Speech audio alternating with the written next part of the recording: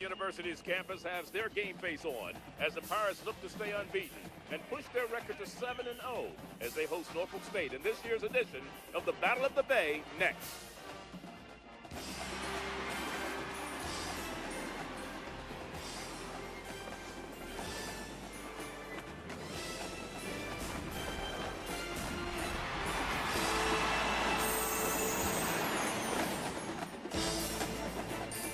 We're at Armstrong Stadium on the campus of Hampton University in Hampton, Virginia, for this MEAC 1AA matchup as the unbeaten and 12th-ranked Pirates of Hampton University take on the Spartans of Norfolk State, presented by Citi.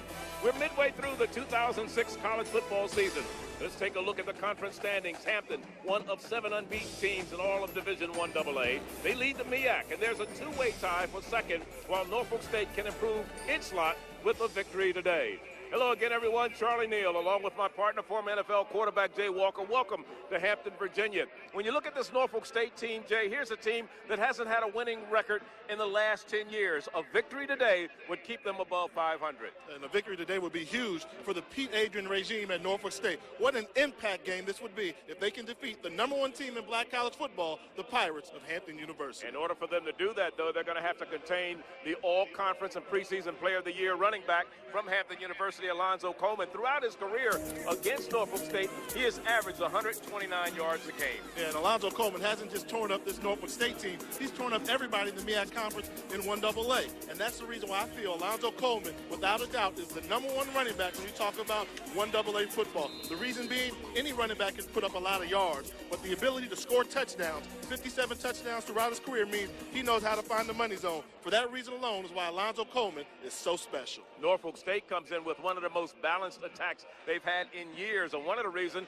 is a quarterback, a junior college transfer by the name of Casey Hansen. Yeah, Casey Hansen's the reason why everybody's so excited. There's a new sheriff in town when you talk about Spartan football, and Casey Hansen is the reason. The reason being they can always run the football, but now they have a threat of a passing game. He's had 8 interceptions throughout the season, but when he's played well, the Spartans are pretty tough to defend. 44th meeting between Hampton University and Norfolk State.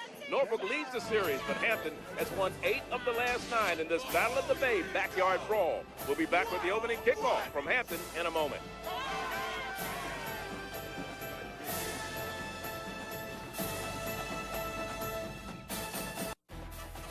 ESPNU College Football, brought to you by Best Buy. Thousands of possibilities. Get yours. A gorgeous day in the Tidewater area on the campus of Hampton University in Hampton, Virginia for this annual Battle of the Bay. You're watching college football here on ESPNU, presented by Citi, along with Jay Walker, Charlie Neal, and looking at the series history in this Battle of the Bay. Norfolk leads the all-time series 22-20-1, but they have lost 8 of the last 9 meetings against Hampton, and in the last 3 games against Hampton, or against Norfolk State rather, Hampton has averaged 55 points a game. The largest margin of victory was a 60-0 shutout. That was back in 1992. And Jay, these two teams, we talk about a backyard brawl when they're just 22 miles apart. What else could it be? Yeah, you know, in those 22 miles, most of that is water, the bay. So if you can swim, you can get from campus to campus. But the key being is, you know, they go in cycle. You talk about Pete Adrian now taking over at Norfolk State. You know, early in this rivalry, it was Norfolk State with the big advantage. Now it's Hampton's time to shine, and they've been doing well. But if Norfolk State's going to pull off the upset, what they've got to do is go back to being one of the least penalized teams in the MEAC conference, like they were early in the season. They've had games where they've had 18 penalties and still got away with it and win the game. But if you try that against the #1 team in black college football, you will lose the football game. On the other side, there's Joe Taylor, the head coach of Hampton University, 15th year as the head man. That's his record at Hampton, 126, 42-1. Overall as a head coach, he has 187 career victories. And when you talk about this rivalry, Jay, what's so interesting is you've got kids on both teams that have played with each other in high school. You've got relatives, parents, in-laws, brothers, sisters. One went to Hampton, one went to Norfolk, and everybody, you know, you depend on what side you're going to sit on today. Yeah, and I like what they said, the fact that the coaches said, well, you know, a lot of these kids, they go to church together. Yes. You know, they're so close, and they've worshiped before. And so, you know, that's what it's all about, and it's going to be a great game, and this is what rivalries are all about. You're looking at Kevin Teal, who leads the nation in kickoff returns, and he also leads the MEAC. Hampton University will get the ball first. Norfolk State won the toss, deferred, and elected to kick off, so Hampton will get the ball first. As Mr. Teal, the sophomore from Bowie, Maryland, averaging 36.4 yards per kickoff return. He had a 92-yarder. He ran all the way back for TD against Delaware State. And this Battle of the Bay is underway, and Teal will field it in the end zone. He's going to bring it out across the 5, the 10. There he goes, up the field, gets to the sideline, and he has finally run out of bounds right at about the 35, 36-yard line. D'Angelo Branch on the stop defensively. We have a player a little shaken up on the play for Hampton University. You talk about trying to make a statement. 8 yards deep in his end zone, Teal brought this ball out, was trying to set the tone early in this contest, and had it not been for a tremendous arm tackle by Branch, he was off to the races. From their own 33-yard line is where Hampton will go to work. First down and 10. And there you're looking at the quarterback, Princeton Shepard, 11 touchdowns, and out of all the passes he's thrown this year, 112, only one interception, and they keep the ball on the ground, and they're going to go straight ahead with Coleman. Let's look at the backs and receivers for the Pirates of Hampton University. Led by Alonzo Coleman, over 4,000 career yards. His fullback is Curtis Lewis. Andre Jones is the wide receiver along with Markway McDaniel. Ernie Lomax is the tight end. They're your offensive linemen who have done a very good job in opening up holes for Alonzo Coleman. From an empty backfield, we have Markway McDaniel, the man in motion. And here's an option to the right side with Shepard keeping it, getting the first down, and across the 45 to about the 47, 48-yard line. Let's look at the defense for the Spartans of Norfolk State. The down linemen consist of Marsh, Bullock, and Lorenzo High. They play a 3-4. The linebacking core, Brandon Fagan, Miguel Davis, a Goodwin, Dante Anderson, and Dante Hodge. The defensive backs are Twine, Alumba, Carey, along with Hammett. First down and 10 at the 48-yard line to pass. Here's Markway McDaniel on the little flanker screen on the inside. Gets across midfield before he's stopped by Dante Anderson for Norfolk State. And a pickup of about 4 yards on the play. It'll be second down and 6. Now, we talk about Alonzo Coleman handling the running game, but the best playmaker for Hampton University could be Markway McDaniel. He can get it done in the return game, and he's also their go-to wide receiver. And he's not shy at carrying the ball on a little end-around, little sweep every now and then. It is second and 6. I formation now for the Pirates of Hampton. Our opening drive of the ball game. Here's Coleman off to the right side, and Coleman across and inside the 40 to the 39-yard line before Dante Anderson is there again to make the stop at a gain of 13. Yeah, that's a good sign. When you can line up in the I formation and give the ball to Coleman, your workhorse, and he gets positive yardage and gets the first down, lets you know that everything's kind of clicking early in this football game. Offensive line getting off the ball, and Coleman's got that extra pep in his step this afternoon. He came in needing 101 yards to become the MEAC's all-time leading rusher, and he picked up a good chunk of it so far in this drive. First and 10. McDaniel is the man in motion. Play action. Shepard with time. Now he's going to try to dance away, but he will not after he loses a couple yards. And the stop made by Dennis Marsh, number 99, a loss of a couple on the play. It'll be second down and 12. Yeah, and that was great coverage by the Spartan defense downfield. He had nowhere to go with that football. Matter of fact, the coverage was so tight, the Pirate wide receivers gave up on their routes. Markway McDaniel stopped running down the field because there were two people covering. So good job by the Spartans. One thing that was impressive was the block of one of the defensive players coming in by Beverly, who's in there in the lineup in the backfield right now alongside the quarterback, Princeton Shepard. This is Faulkner in motion, number 8. And the pass is complete down inside the 30-yard line, and on the reception, Andre Jones, the senior, and they got to Shepard just as he let that one go. That's good for 12 yards, about a yard shy of a first. Yeah, this is what you like to see. They're bringing the blitz from the outside, both outside linebackers. As a quarterback, you know you're going to get hit, but to have the senior leadership to stay in the pocket and complete the pass is what being a quarterback is all about. So they bring up a 3rd and 1 situation. Good replay, guys. 3rd down and 1. Again from the I formation. Quatrell Payton is the up back in the I, the second back through. Gets the call and it gets the first down. That's Beverly. Beverly is at the 5. Touchdown! Hampton University. Kevin Beverly, the junior from New Carrollton, Maryland, his 6th rushing touchdown of the year from 29 yards out. Yeah, the strength of the legs of Beverly on that one there.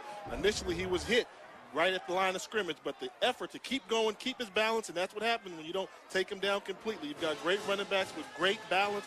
He was able to turn that should have been a normal run into a spectacular touchdown run. Opening drive for the Pirates of Hampton, 7 plays, 64 yards, 3:24 off the clock, and here's Patarini to make it 7-0. He splits the uprights, and that's the way we stand with 11:36 to go. Let's look at the touchdown once again, Jay. Yeah, take a look at Beverly. I mean, the initial contact, and once he's got him, you start spinning him around, and the linebacker lost his bearings, and Beverly had great balance and was able to accelerate to the end zone.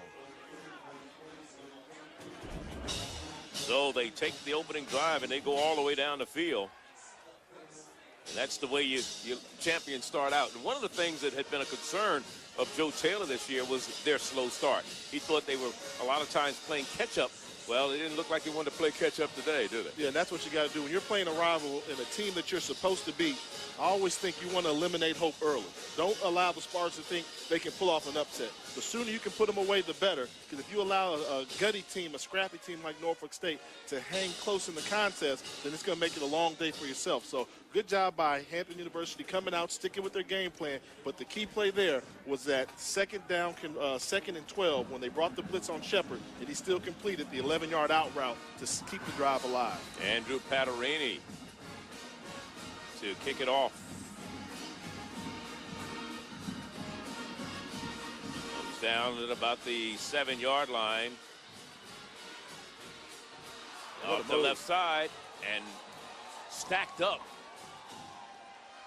As they say on Monday Night Football, he got jacked up a little bit there as he crossed the 35, the 36-yard line. It was about a 30-yard return. Yeah, it was a great return with some great moves, but what a finishing tackle by the Hampton Pirates. That's what you need for special teams. Hard tackles. You know, you don't want to see arm tackling on special teams. You like to see hard tackles. And there's Casey Hansen, the quarterback of record for the Spartans of Norfolk State this year. Been sacked 12 times from Corona, California, went to Norco High. Also started his college career at Colorado State before going to Chaffee Junior College in Rancho Cucamonga, California. You know that area, don't you? Hey, Southern California boy. That's where quarterbacks are born. Were you born there, Jay? Of course. Hansen on first down, has it complete. And on the run is Callahan. Callahan down the sideline, and Callahan on a big first down run all the way down inside the 20 to about the 19-yard line. James Callahan on the reception. Yeah, you know, Pete Adrian said they're going to come out throwing the ball on first down, and he was a man of his word. Simple, short completion, 5 yards down the field. But when you got great wide receivers like James Callahan that know how to run after the catch, they can make it a long day, and that's the type of drive you need in response to the Hampton drive they did earlier. 11.4 yards per catch for Callahan averaging this year. That was his 17th reception. And here's Hansen throwing again, has it complete. It's just a short completion, but it's good for about 4 yards down to the 15-yard line. And let's look at the Norfolk State lineup. Monty Anthony, Darryl Jones in the backfield. The receivers, Salmons, you've already seen Callahan make a catch along with the tight end, Jonathan Allen. The up front people doing the blocking, Swindell, Raymer, Brandon Nance, Donovan Jackson, and Nate Manning. What a story he is. Transferred in from Kent State. Played 14 games for Kent State in the Mid-American Conference. Right now it is 2nd down and 7. And now we got a little movement, maybe the first penalty. And these are the things that make coaches lose their hair. Unforced errors. We have false start, number 58 on the offense. That's a 5-yard penalty. We'll replay 2nd down. That was the young man I was just talking about, Nate Manning. He's in grad school right now. He got his degree in criminal justice. He's they said the latest piece in that puzzle that they needed, and one of the big pieces of the puzzle to help them get through the season. 2nd down now. 2nd and about 12. Hansen rolling left. Eludes one man. Still on his feet. brought down from behind by Alden Blizzard. Alden Blizzard chased the quarterback down. Let's look at the defense for the Pirates of Hampton University. Blizzard, who just made the stop, one of the linemen, along with Vernon Bryant and Kendall Langford.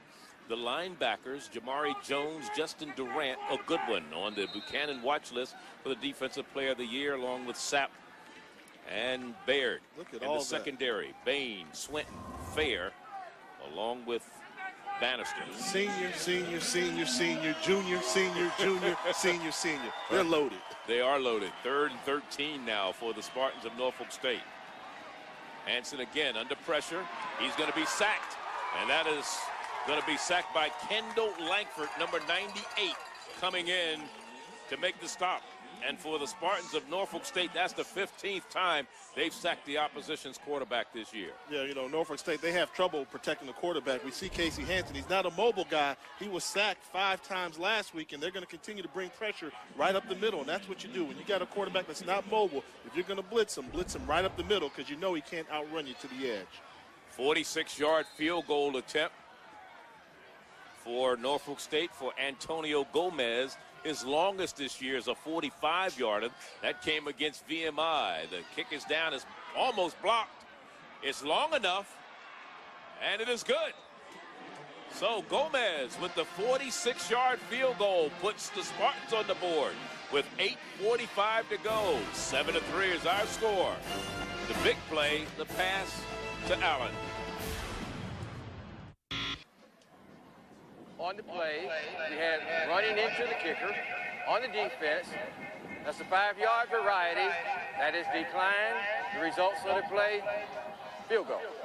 No question. Don't take the points off the board, right? Don't take the points on the board, especially when you going to get a first down from it. And when you were fortunate enough to make a 40-plus yard field goal. Right, so right. You definitely don't want to take the points off the board, and they weren't close. So that's one of the things that was an easy no-brainer call there.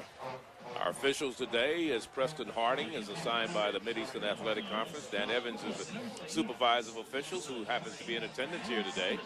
The umpire, David Parker. David Pawpaw is the line judge. Rudy Rice, the head linesman. Otis Jackson, the field judge. Toby Tobias, the side judge. And Ron Taylor is the back judge. If you look at Joe Taylor on the sideline. You know, that's why those officials love you. They see me before the game. They don't want to talk to me, but you acknowledge every one of them. You're like an unofficial member of their fraternity. They right. really like having you around.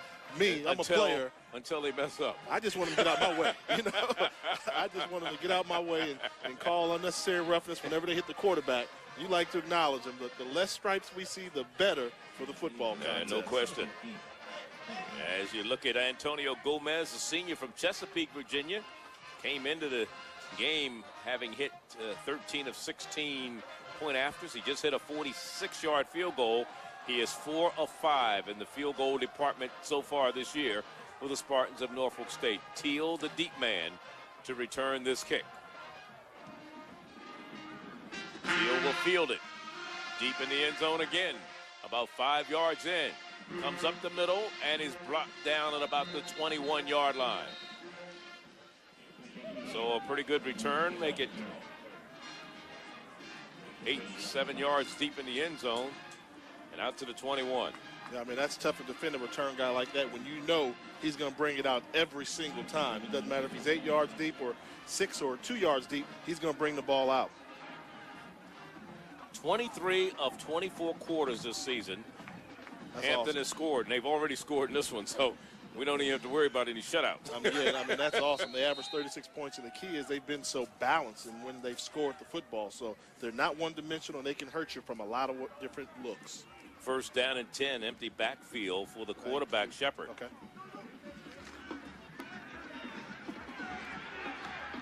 Throws, has it complete in the near flat to Andre Jones. Jones Fumble. Fumbles the ball. Let's see who comes up with it. Still loose. I think the Spartans have it. They do. First turnover of the ball game, and it goes in favor of Norfolk. Now there's a penalty flag down. It looks like it may be against Hampton. It is holding, and that will be refused. Man who came up with it, Brandon Fagan, recovered it. Let's listen to Preston Harding. Good use of the hands. Number 53 on the offense. That penalty is declined. First down. So, Just look at the effort by Andre Jones that resulted in a turnover. Yeah, one of these little dump-off passes to Andre Jones. And when you get the ball here, just put 2 arms on it and cover the football. And he tried to, but a great job of tackling and pulling. And that ball stayed loose for a while. And the Spartans came up with the huge turnover early in the contest. That's something they needed more than anything as far as Hampton was concerned. They were +3 in the giveaway takeaway department, while Norfolk State was a -7. It is first down and 10. Great field position at the 36-yard line of Hampton for the Spartans of Norfolk State. Hanson from the shotgun. Quick pass over the middle, complete inside the 30 rather, to about the 29 before Darius Swinton made the stop. But I'll tell you what's impressive about that. Hampton's continuing to bring pressure up the middle, but Hanson is staying there. They're blitzing the middle linebacker Durant, and all you need is a wide receiver to go to the empty spot in their field. So anytime you've got that hot read and the recognition, that means you understand the defensive looks that Hampton is throwing at you. So Casey Hanson seems very comfortable right now against the Hampton Pirate blitz. Pirates come in, or I should say the Spartans come in, 3-2, 4-7 overall, 3-2 in conference play. Here's Hanson again, the long, nice pass. He has a nice little touch on the ball. Just a little bit too far and a little bit out of bounds for the acrobatic receiver on that far sideline, Henry. I mean, and that was a big-time throw. I mean, that ball was thrown exactly where you wanted to throw the ball. 40 yards down the field, outside shoulder. The wide receiver's got to come down with that catch. That ball hit off his fingertips, and he muffed it. But you talked about the touch, and what I like was the trajectory put on the pass, a ball where the wide receiver can run up underneath it and readjust if he needs to. Derek Baker, transfer from Florida State, is out wide to the top of your screen. In the slot is Emory Sammons, along with Callahan. And here's a handoff inside to Darrell Jones, the big fullback, and he gets the first down before Justin Durant, the linebacker, made the stop. Darrell Jones, he's a load. It comes in at about 245. He's a 5'10 junior. Yeah, they disguise it. 3 wide receivers on the left side, hit you with the quick trap with the big fullback that you can't arm tackle, run the ball hard to the right side to pick up the first down. There's DJ. Darrell Jones came in averaging 4 yards per catch, or per carry rather. Also a pretty good receiver. First down and 10 for the Spartans. Ball at the 22 of Hampton. They trail 7-3. Hanson again going outside to the near side, and it goes incomplete. They're continuing with that trend. Covering. Continue with that trend. First down, throwing the football. You know what that does is that really does keep the defense off guard. And the moment you start to think the pass is coming and you play a soft pass coverage, they hit you with a hard run up the middle. It is second down and 10. 6:46, we're in the first quarter, 7-3 our score. Hampton ranked 12th in the nation out of 119 Division I AA teams. Here, number 12.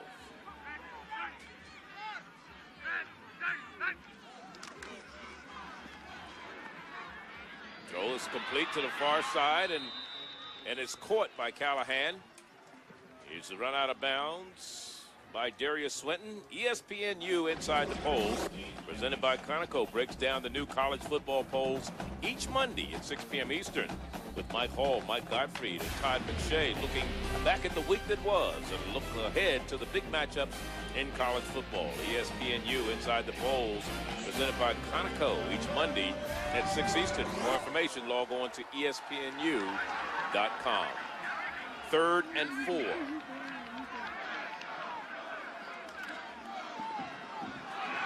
This one's thrown away. Must have been a miscommunication between the receiver and the quarterback. You would know that, Jay. How does that happen? Because you had 2 receivers in the same area. Yeah, what happened was the cornerback came up and played press coverage, and the wide receiver broke off his route. So you got what you call pre-snap reads. If the DB is 5 yards away from you, you run the go route. But if he comes up and play press coverage, then you turn to the fade. So they had miscommunication there between the quarterback and the wide receiver on what look they were getting in the secondary. 33-yard field goal attempt by Gomez. Justin Castellat is the holder. This one is up, and it's good. So he's 2 for 2 today. 6:27 remaining. They take advantage of the turnover by Hampton. They only get 3, but they're only 1 point down. 7-6 is our score here in Hampton. 7-6 our score here in the Battle of the Bay. College football presented by City here on ESPNU. And let's look back to last year when these two teams met over in Norfolk. 55-14 was the final score, Norfolk winning it. 7th-ranked Hampton at the time scored 21 points in the span of just 5 minutes in the first quarter to all but end the game before it started. Alonzo Coleman rushed for over 100 yards that day. Andrew Paterini hit a 55-yard field goal, longest of his career, and 55-14 was the final. And, of course, Joe Taylor, a very impressive record against the Spartans throughout his career, 17-5. Wow, that is dominance. I mean, that's a one-sided relationship, and that's taken over the rivalry. But with all that winning that Joe Taylor's done, they still trail in the all-time series. Yeah, believe it or not. But a lot of that happened before they joined. Of course, it all happened before they joined the MEAC. They were in the CIAA. Well, it looked like the kicker slipped on his way to kicking the ball off. Gomez, who's been doing such a great job, for some reason or other, I don't know if that was supposed to be an onside kick or what, but it looked like he fell down as he got to the ball. Yeah, that looked like a trick. It might have been an onside kick. Yeah, they were trying something, but the problem was, that you want to kick that ball 10 yards down the field. He kicked it 17 yards down the field out of bounds, and although Hampton was playing real soft coverage, the kick was too far downfield. And so now the ball will be spotted, at the 45-yard line? Yeah, Hampton gets a choice. They can take the ball where it went out of bounds or have him re-kick it. And I think they're going to take the ball where it went out of bounds. Looks like it went out right at about the 40, right across the 40-yard line at the 41. So that's where Hampton will go to work. For good field position for them right now. Their third possession, their second one, ended in a turnover, something they don't do a lot of this year. They were +3 in the giveaway takeaway department. They'd only lost 9 of 11 fumbles before that one.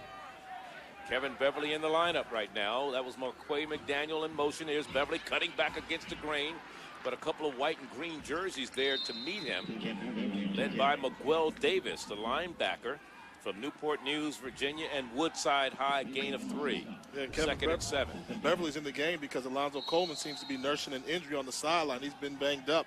So it's going to be interesting to see if Coleman, he's riding a stationary bike, if he can return to this contest.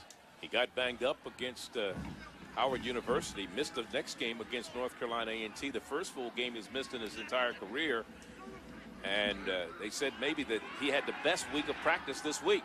Here's a pass to the back out of the backfield. Payton on a little swing pass or little rollout action by Princeton Shepard. Good enough for a first down inside the 40 to about the 39-yard line. Don Carey on the stop defensively. Here's Alonzo Coleman, over 4,000 career yards. So far in this game, he's rushed the ball twice for 10 yards. Beverly's been carrying the load as of late. And Coleman's got a bad back that he's been nursing. You just hate to see that happen to a guy his senior year.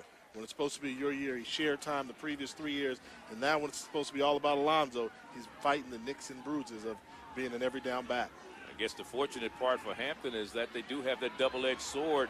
Here again is Beverly running with abandon as Marquell Davis had to ride him down, but not before he gained about 9 yards on the play. I mean, and Beverly, they just reloaded running back in Hampton. I mean, take a look at Beverly. Once he gets past the line of scrimmage, take a look at the shake in such small space to get an extra 6 or 7 yards on that carry. I mean, that's what you look for with the vision. Once he gets through the line of scrimmage, to cut at the line of scrimmage and put a move on the free safety and just make him go right by, that's an outstanding job by Kevin Beverly. Beverly, play action this time by Shepard. Shepard throwing up top. Has a man there, just couldn't get it to him. A little bit too far for Andre Jones, who caught the tying touchdown in their win against Grambling. It was good for 9 yards in that game in their season opener in the MEAC SWAC Challenge. Yeah, and Andre Jones is one of those speed burners they have there at Hampton. You saw the quarterback Shepard there pulling at his jersey. There was a lot of contact there. They had a double move and out and up, and the Spartan defender grabbed Andre Jones to disrupt the timing on that pass attempt. Replacing fullbacks, Curtis Lewis will check in to the Hampton lineup. In the meantime, Payton will check out. Norfolk State is going to spend a timeout here, try to get their defense together. And Mark DeBastani is the defensive coordinator. You know, you talk about the defensive coordinator being one person, but actually Pete Adrian spends a lot of time with the defensive side of the ball. And one of the reasons, if you remember, for 7 years, he was the defensive coordinator down at Bethune-Cookman College. So he knows all of these teams, especially in the MEAC, very well. And he's played this Hampton team many, many times. We're in Hampton, Virginia for this annual Battle of the Bay on this college football Saturday here on ESPNU, presented by City Armstrong Stadium. Great crowd on hand and a great afternoon in terms of the weather. Along with Jay Walker, I'm Charlie Neal, Norfolk State in the visiting white, Hampton in the home blue. I mean, you talk about football tradition. They've been growing it here at Hampton. Over the years, they went from Division II, and they've probably made the best transition from Division II to Division I AA that I've seen in quite some time. And when you got a trigger man like Princeton Shepard, well, that makes your job a lot easier. Yeah. 4-year starter, and look at all these numbers and where he ranks. And you just take a look at all the great numbers there, throwing the football and running the football. But the key number that they're missing is only lost 5 games in his career at Hampton University, and 2 of those games came in his freshman year, and the 2 more came in postseason play, and 1 during the regular season. So the one thing that's missing about Princeton Shepard off that resume, the fact that he's a winner. It certainly is.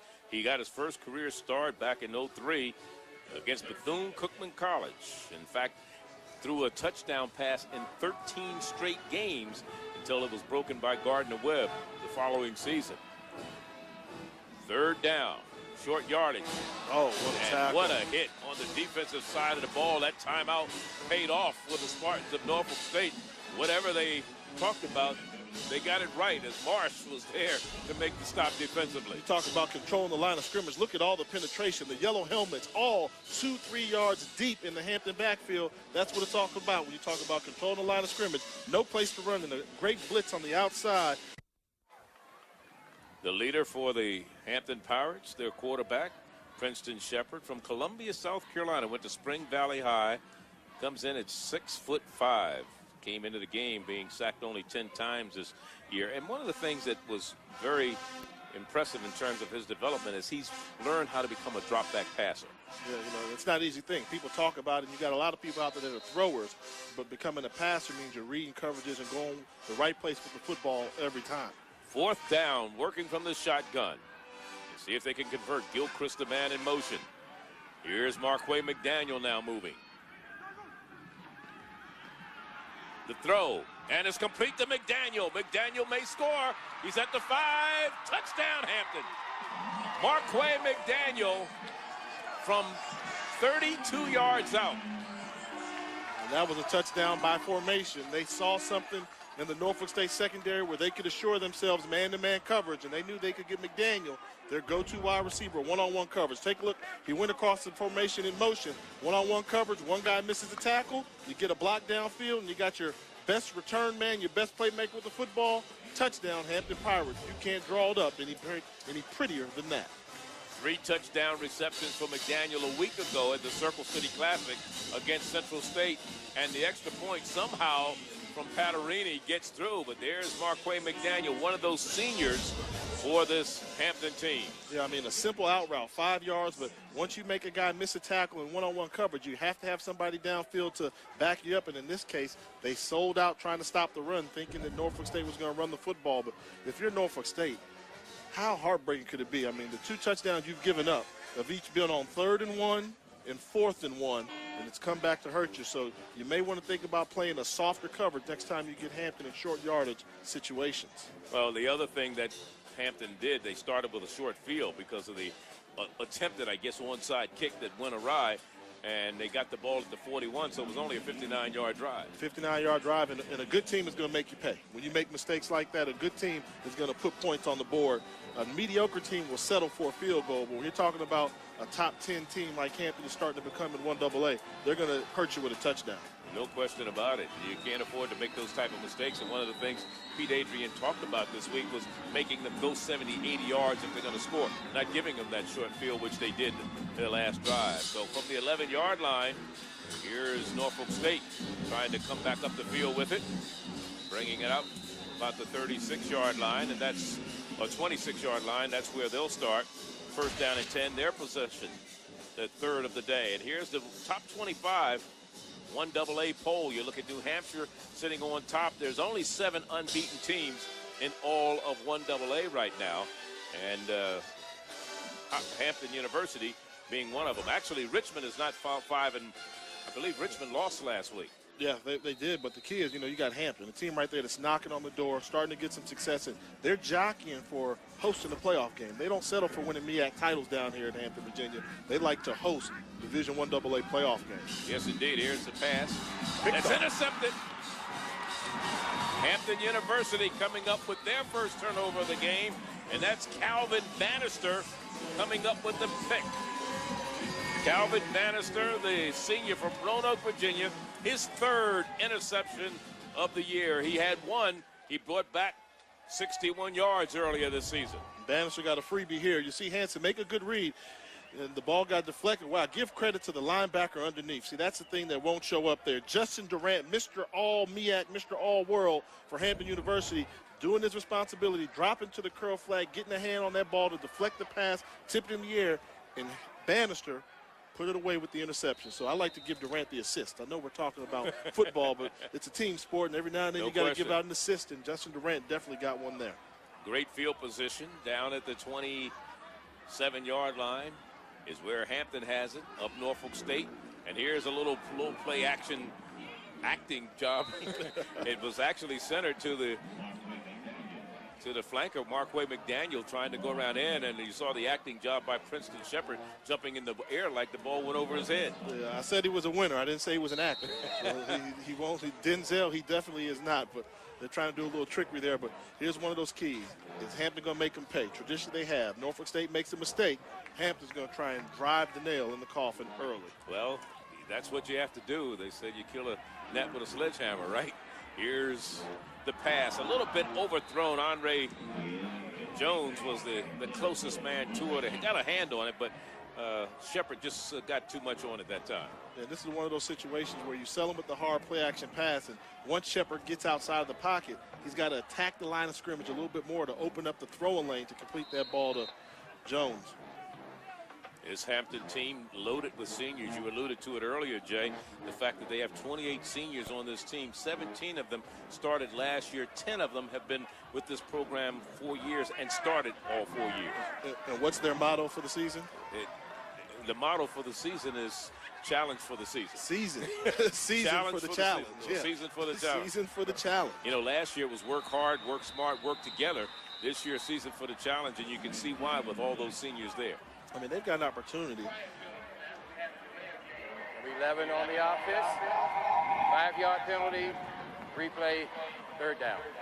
You talk about this Pirate squad. They've got an opportunity to three-peat in the MEAC conference. I mean, to win 3 consecutive MEAC titles, as well as 3 consecutive Black College National Championships. So this job has done a good job, and for them to be seasoned for the challenge, that's kind of an understatement to me. They've been seasoned all along, and this program just keeps reloading.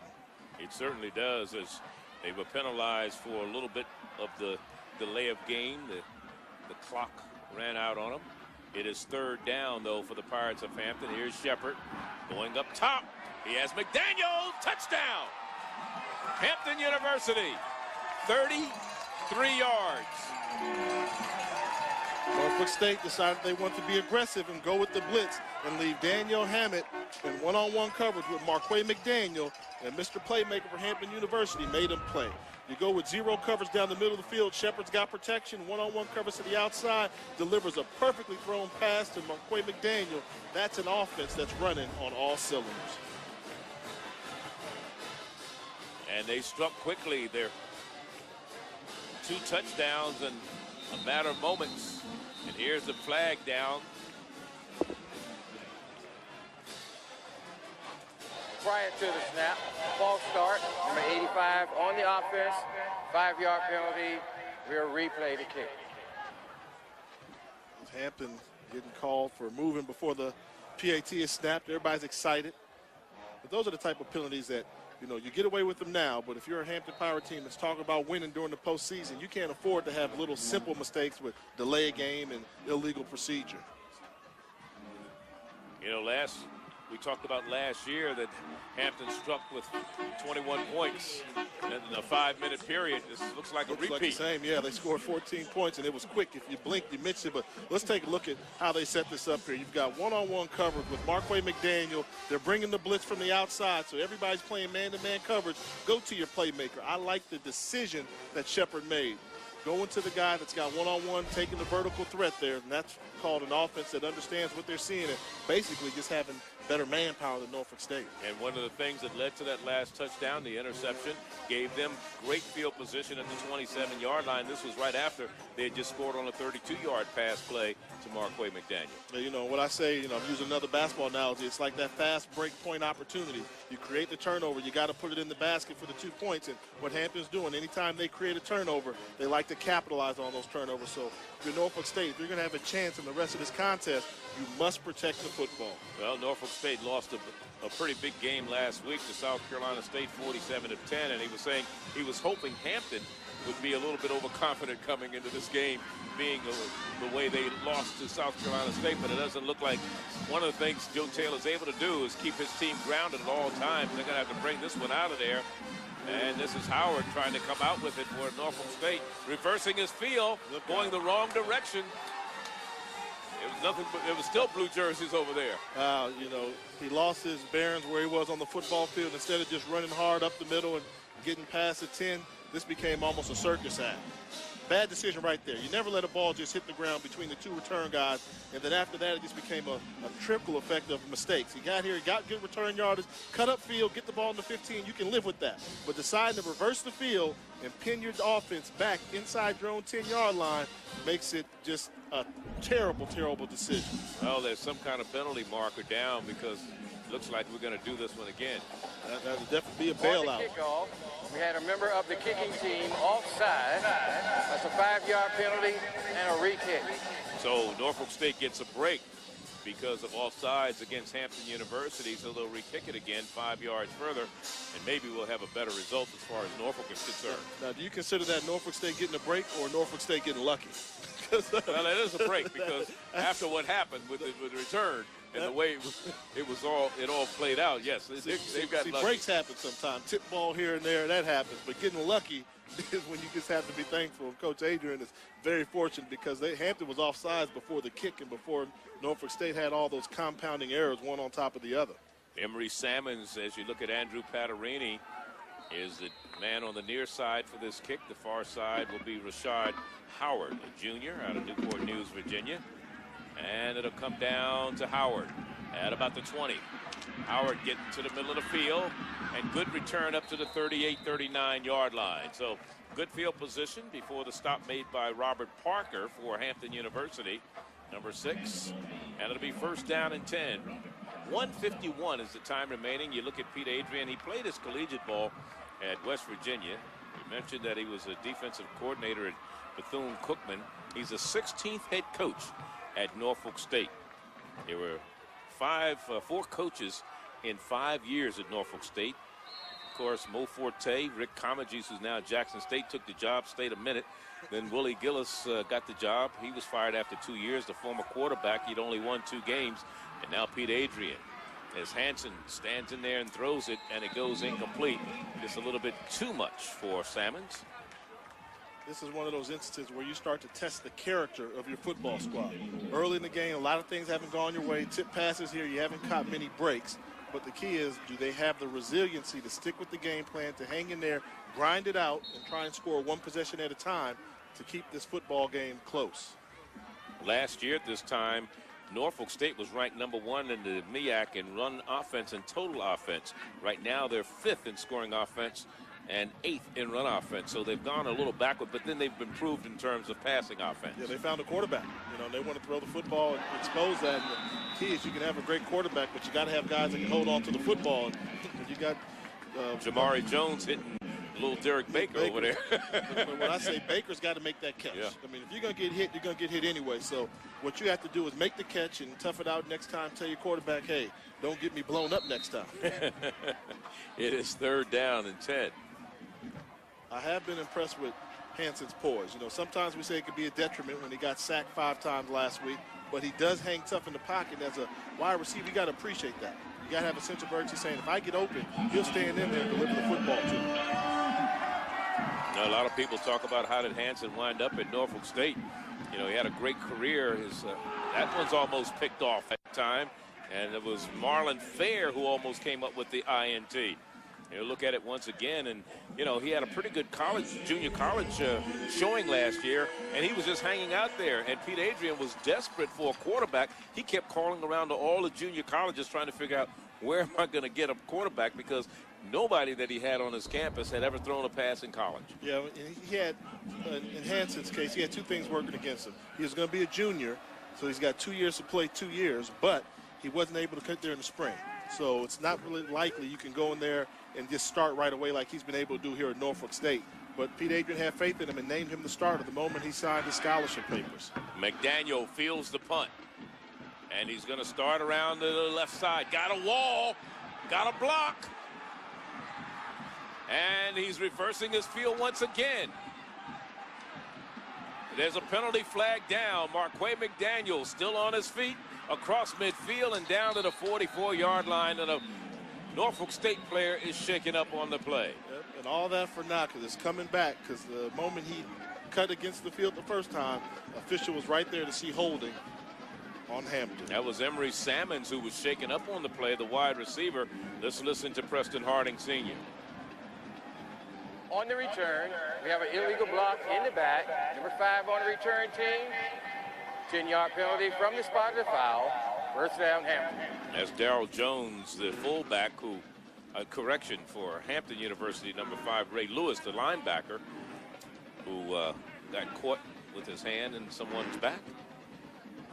And I don't know if it was necessarily a block in the back. I saw it as a holding the whole time, and I just think the official was waiting.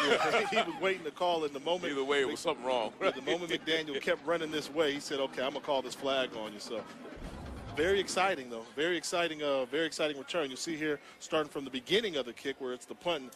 They set up a nice wall to your right side here, but McDaniel's going to tall it off. And you see right there on the bottom of your screen, he's got that official. He's got him hooked right there. Yeah, he does. I think that's what was called right there. Right. I saw it coming. But it's so easy. I mean, everybody saw it. Yeah. Everybody saw it coming. Call it blocking the back, holding, illegal, whatever. It happened.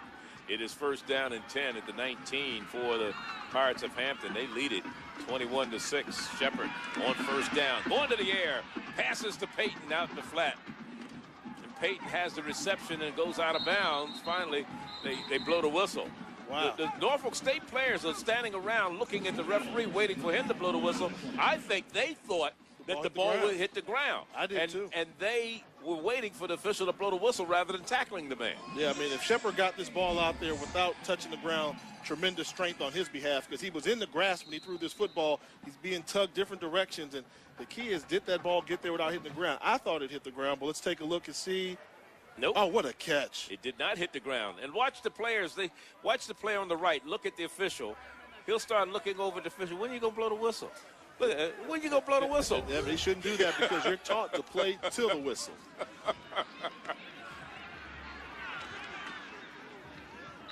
Again, they keep the ball on the ground. Lorenzo High actually on the stop of Beverly. You know, they talk about Beverly, and we talked about last year they had the double-head sword with Ardell Daniels and Lonzo Coleman both going over 1,000 yards. And here's a young man that comes in here. He wasn't even projected to be the number 2 running back at the beginning of the season. He was number 3 on the depth chart behind a young man named Van Morgan. But Beverly has really come on. I mean, he had 2. In fact, he started the game after Howard, in which Coleman got hurt. And his first start, what does he do? 204 yards against North Carolina A&T. He had 4 touchdowns. So what an auspicious way to debut in terms of your first collegiate start at Hampton. Just over 9 seconds remaining here in the first quarter. Well, they say 6 seconds on our clock. And there's a timeout on the field. 21-6 is our score. Now they're putting more time back up on the clock. They reset the clock to 10.4 seconds left here. But Beverly started his college career. He's one of those transfer kids. He came out of the MAC, Kent State University, played 6 games there, had a compared touchdown. So he has some experience in big-time football. Yeah, you know, when you talk about those stats, kind of similar to an NFL team like the Denver Broncos. For many years, it didn't matter who the running back was. They were going to have 1,000-yard rusher after 1,000-yard rusher. So that's a credit to the run scheme that Joe Taylor's put in place here at Hampton. Whoever the running back is, they're going to get their yards. Well, they're trying to get them to reset the clock, and I'm not sure what numbers they're trying to get up there. They got 24 seconds now put on the clock. So the clock has been reset to 24 seconds. Now it's running. Probably the last play of the first half or first quarter here in Hampton.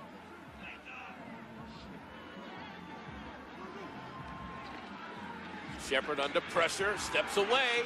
Up the field he goes, and he's finally brought down, but not before getting the first down. The stop made by Andre Twine, number 26, the defensive cornerback from Chesapeake, Virginia. Shepard made up his mind that he was going to run early, and that's been one of the knocks on Shepard, is that he doesn't necessarily wait out his wide receivers downfield. Once he commits, he gets back there, doesn't see something he likes, he takes off, runs in a hurry, but in that case, it was a successful run. Just about 2 yards shy of the midfield stripe. That's where Hampton will have the ball, leading 21-6 as the first quarter comes to an end in this backyard brawl of the Battle of the Bay.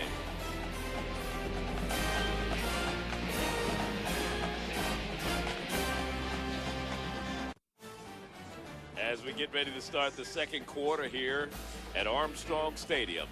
And this college football Saturday presented by City here on ESPNU along with Jay Walker. I'm Charlie Neal. Glad you could join us. Great day, great weather, and a great crowd on hand in this annual Battle of the Bay between these two schools, which are just 22 miles apart. Let's look at some of the stats from the first quarter. Hampton University, it was a one-point ball game there for a while, but you look at the rushing yards for Norfolk State, a -3. I think they were held to only 6 yards against South Carolina State a week ago in rushing, total of rushing yards. And you see the domination by Hampton University. Here it is, first down and 10, and here's Beverly still running with abandon, and Beverly inside the 45 to about the 44-yard line. Before that run, he had carried the ball 5 times for 43 yards and a touchdown. Yeah, Kevin Beverly, he's one of those special guys. And, you know, the key is at Hampton University, the running backs just reload, but it helps when you got a quarterback that's making things happen like Princeton Shepard has. Running the ball for 8 yards a carry, averaging 17.5. So Hampton's an offense that likes to spread you out and dink and dunk you all day, but they're deciding to beat you with the long ball today. It is second down, 2nd and 2. Shepard, play action. Throwing for McDaniel. Knocked down. Good defensive play down the field. And that was Andre Twine who came up defending and knocked the ball down. 5 breakups coming into the game this season, and here comes number 6. Yeah, Twine made a great play because this is the big-time throw. 25 yards down the field. And Twine, had he not been there playing perfect coverage, McDaniel would have hit him for another big play. Might have been another 6. McDaniel had 3 before last week in Indianapolis against Central State, and I said to him before the game, I said, "You're going to get 3 today?" He says, "It's up to the offensive coordinator." He was talking about Chris Beatty. I said, "Well, I'm sure."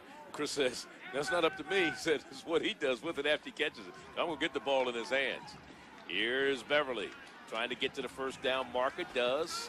Moves the chains forward inside the 40 to the 39-yard line. I like what I see in Beverly. Enjoy the chill of the ice as college hockey on ESPNU continues. And the Michigan State Spartans take on the Western Michigan Broncos. It's college hockey on ESPNU Sunday at 3 p.m. Eastern. And for more information, log on to ESPNU.com. Second quarter underway here. Our score 21-6. Kevin Beverly, the stats on him so far, averaging 7.7 yards per carry this afternoon. The quick inside screen to Andre Jones, who's still on his feet. And Jones is down inside the 40 to about the 40, inside the 35 to about the 31-yard line. You know, before, or I should say in the first quarter, you were talking about Princeton Shepard and what he was able to do in the first quarter. 7 of 9 passing, 123 yards, a pair of touchdowns.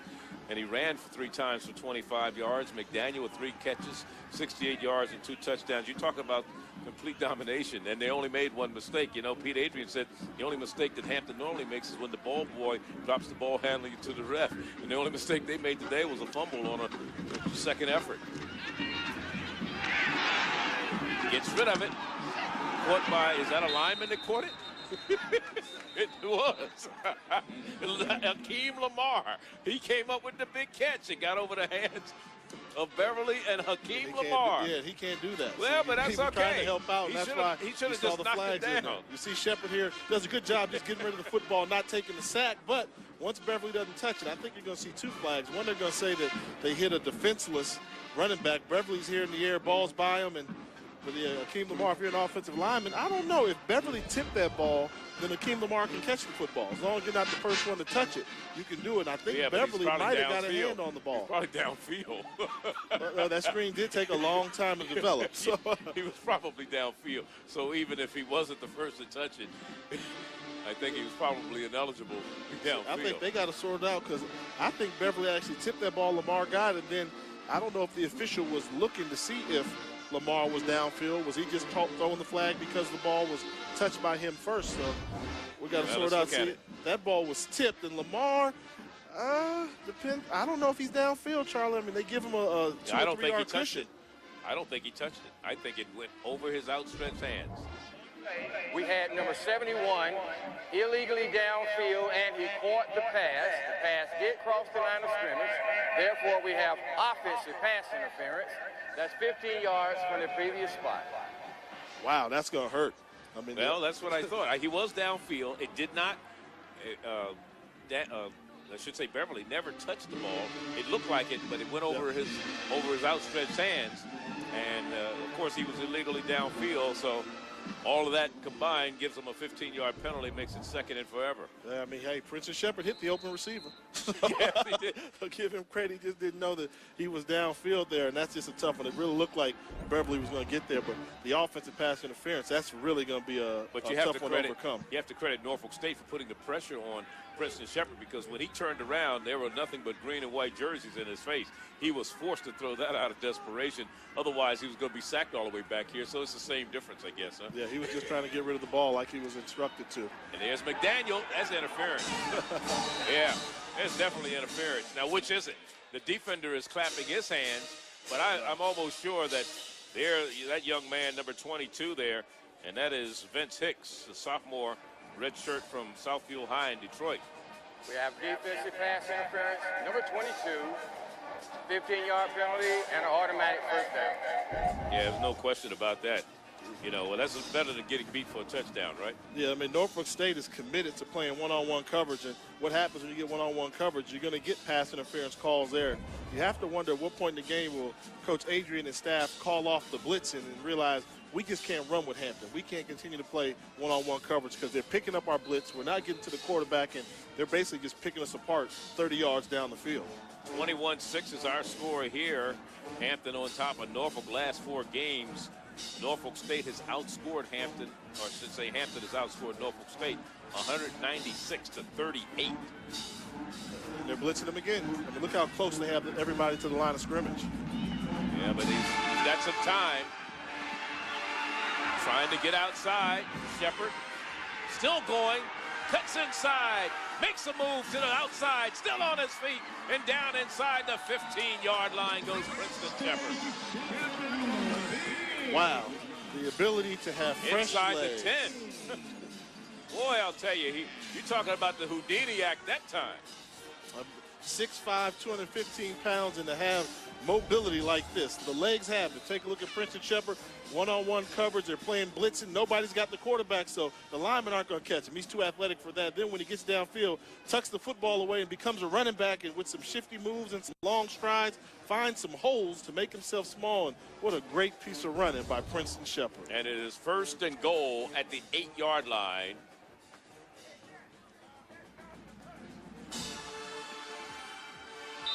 Hampton University keeping it on the ground. You know, and that's one of those plays where you call the run play just so Shepard can get a rest. Yeah, that was a 24-yard run. He probably ran about 35 to get those 24 going back and forth, but still, nonetheless, he moved the chains and gave his team a 1st and goal with 11 to go. Yeah, he's still sucking some oxygen up there. And, you know, you look to the sideline, you're like, Coach, just please call a run and just something where I can hand the ball off quickly. But, I mean, Shepard's having quite an afternoon, and it's been a pleasure to watch his maturation process as a player on and off the field. Beverly, the lone setback with Shepard, who's working out of the shotgun on 2nd and goal, rolling to the right side now, looking into the end zone. Look out. McDaniel was the intended receiver, and this is going to be incomplete. And we talked about Shepard and what he's been able to do today. Well, here he is, 8 of 11 in the passing department, 130 yards. Yeah, I mean, he's basically been the best football player on the field along with Marquay McDaniel, his go-to guy, but making right decisions, attacking the one-on-one coverage, letting his wide receivers run with the football when needed, and also becoming a running back and showing the athleticism, too, trying to represent for the quarterback position, saying the QBs can run the rock, too. We just don't have Alonzo Coleman and Marquay McDaniel. Princeton Shepard's a force, averaging 12 yards per carry. 4 carries, 49 yards today for the quarterback for Hampton University. There it is, 12.3 yards per attempt. 10:44 left, second quarter, 3rd down and goal now. What a throw. And what a throw it was, but it goes incomplete. Andre Jones was the intended receiver. Don Terry covering, and that'll bring on 4th down. I mean, we had a great look at this one. And take a look at Shepard just thread this ball in there. This is what you need. You got a blitz coming from the outside, perfectly thrown ball. Oh, he's just got to have that ball. He had it, but good job by the defensive back of separating Andre Jones from the football. Remember, this drive started, but we got a penalty, I believe. Let's see what this one's all about. It looks like it's against Norfolk State. We have a dead ball, unsportsmanlike. Number 6 on the defense, half the distance to the goal, first down. Well, you're talking about shooting yourself in the foot.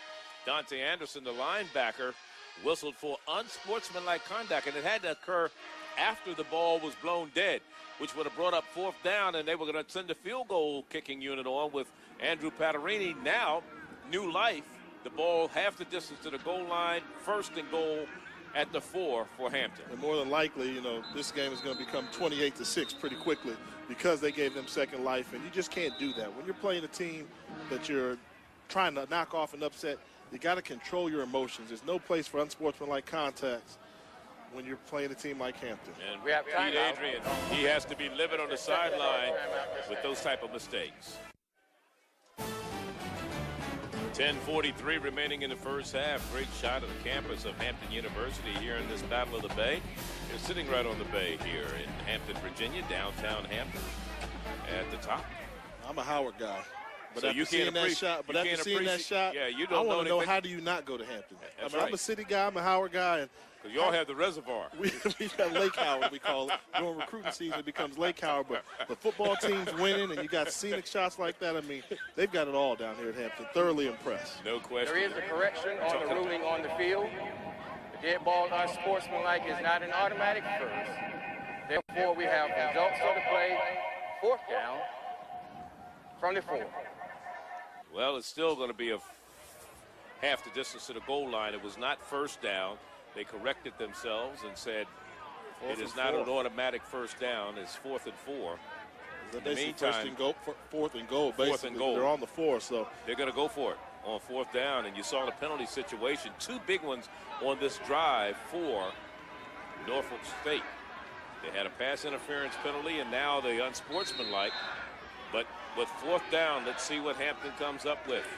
Beverly, the back beside the quarterback, Princeton Shepard.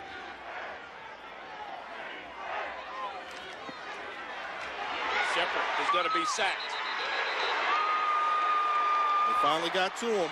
And that was a 4th and 4 play, so they turned the ball over on downs. They get all the way down to the 4-yard line, and they turn it over on downs. Wow, a little uncharacteristic for Coach Joe Taylor. Normally in that situation, he takes the points and puts them on the board, but Norfolk State's been bringing the blitz, and this time they finally got to Shepard.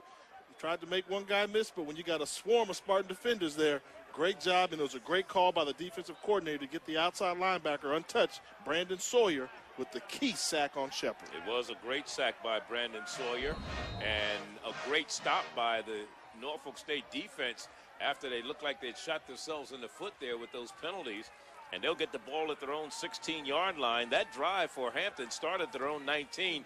They drove to the 4 and came away empty-handed. So they weren't able to put any more points on the board. Here's Hanson standing in there, throws complete. Out on the far side and breaking tackles on the reception is number 18 there for, that's Jonathan Allen, the tight end, as Marlon Fair knocked him out of bounds. That was a 77-yard drive the last time by Hampton that came away with nothing. And how many times have we gone to games, Charlie, and we've seen one team in complete control and then a turnover or a big play and they get stopped one time, the other team gets some momentum, and then it becomes a football game again. Certainly does. Norfolk State trying to see if they can capitalize on some of that momentum.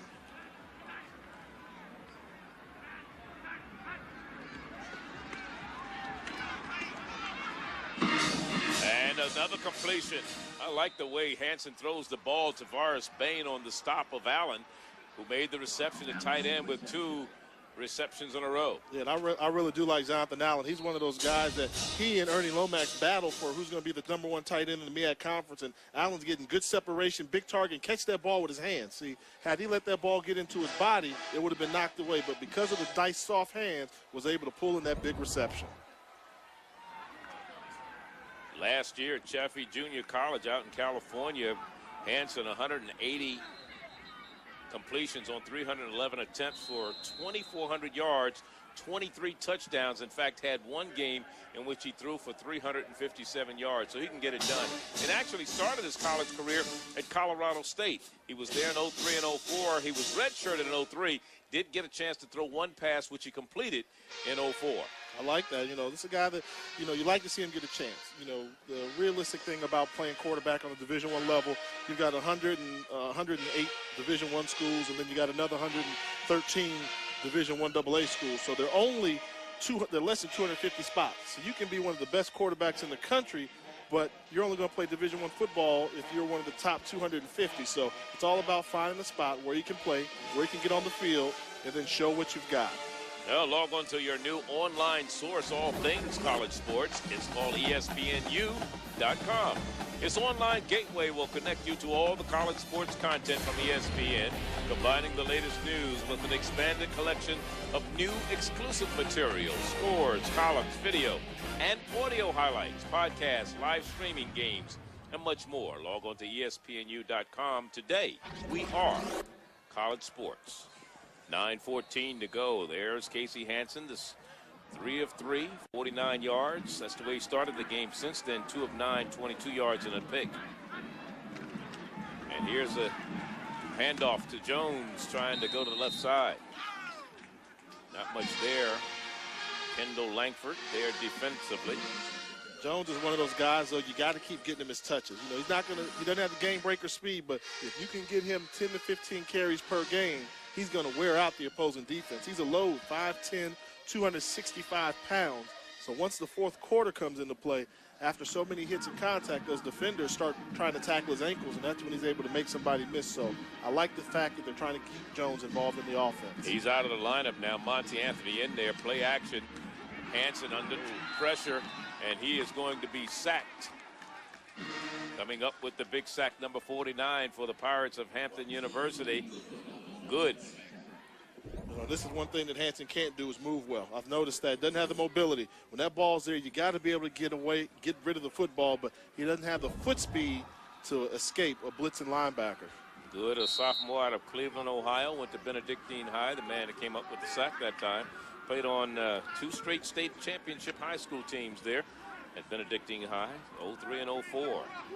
And it had a big sack that time and brings up a 3rd and 20 for Norfolk State with 7:55 to go in the second quarter. Hanson again, standing in there, throwing down the field. And that should be an intercepted. It was very close to being intercepted by Calvin Bannister, but Derek Baker had to play the part of the defender that time to make sure it wasn't intercepted. Yeah, Derek Baker did a good job of playing defensive back, and you'll see this floater kind of get away from Hanson, the quarterback. Ball's floating in the air for quite a while, and Baker realized he's not going to get it and times his jump perfectly to break up the could-be interception opportunity. Do we have a penalty? No, guess not. They're moving to, it's 4th and 20. So that brings on the punting unit for Norfolk State. Gomez, who does all the kicking for the Spartans. averaging 39.3 yards per punt. There's Marquay McDaniel. You see the stats on him. All-time leader, Division 1A, 1AA. McDaniel will field it. Oh, he called a fair catch. I thought he was getting ready to go back. I think he made a mistake with that one. For whatever reason, at the last minute, he called for a fair catch. From the 36, their own is where Hampton will have the ball when we come.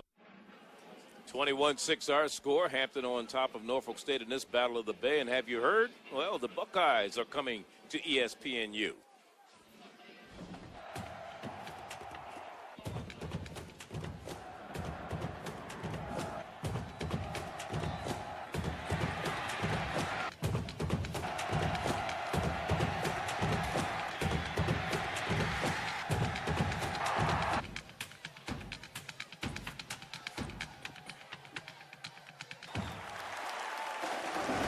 Next Saturday, the #1 team in the country, the Buckeyes of Ohio State, land right here on ESPNU at noon Eastern. They play host to the Hoosiers of Indiana. That's college football presented by Allstate. Indiana at Ohio State next Saturday at noon Eastern on ESPNU. More information, log on to ESPNU.com. This is a version of it. It's not the big house, but it's definitely standing room only here. I mean, it's packed. Every place you can fit a body, there's a body here tonight. And that's what happened when you got a team like Norfolk State finally cracking the top 10 in this rivalry. It's standing room only. And this is one of the hardest tickets to get in the Tidewater area. It certainly is. Stadium seats 10,000, another 7,000 standing. Oh, yeah. They've got 25,000 people here tonight. I mean, it is packed, jam-packed. This is what it's all about. Festive environment. You got two great bands and cousins and aunties and all his friends and hanging out there. So what a great environment to watch a college football game on a gorgeous Saturday afternoon. So it is first down and 10.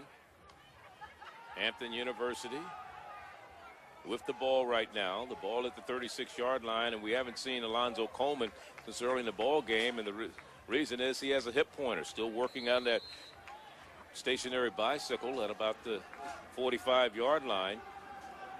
Meanwhile, his team has a dominant lead right now, 21-6, and we had a drop ball by Shepard, who had the presence of mind to pick it up and not take too much of a loss, maybe 2 yards, but they didn't turn the ball over before Dante Anderson was there to make the stop. Yeah, that ball just kind of skidded there, and Shepard did a good job of just grabbing the football and trying to make something out of nothing, but the center's got to get the ball up. In shotgun situation, that could be dangerous with that ball laying on the ground. Coleman against Norfolk State, we were talking about him. 6 touchdowns, 387 yards in 3 years, averaging 129 yards a game. Had 150 against him as a freshman, 105 as a sophomore, 132 a year ago as a junior. Not going to get 100 today, doesn't look like. Here's a pass in the middle, and it's complete to Faulkner. Faulkner stopped shy of the first down at about the 45 by Brandon Sawyer. A gain of about 12 on the play. It'll be 3rd and 1. And that's a good job by Faulkner. When you got a big frame like that, 6'4", 225 pounds, you should own the middle of the field. Don't be afraid to mix it up with those linebackers on the inside and gain positive yardage. And play a little slow getting up for Norfolk State is the linebacker Brandon Fagan. What a story he was in terms of coming out of Norfolk, Virginia, senior. Yeah, it was a tight end in 03.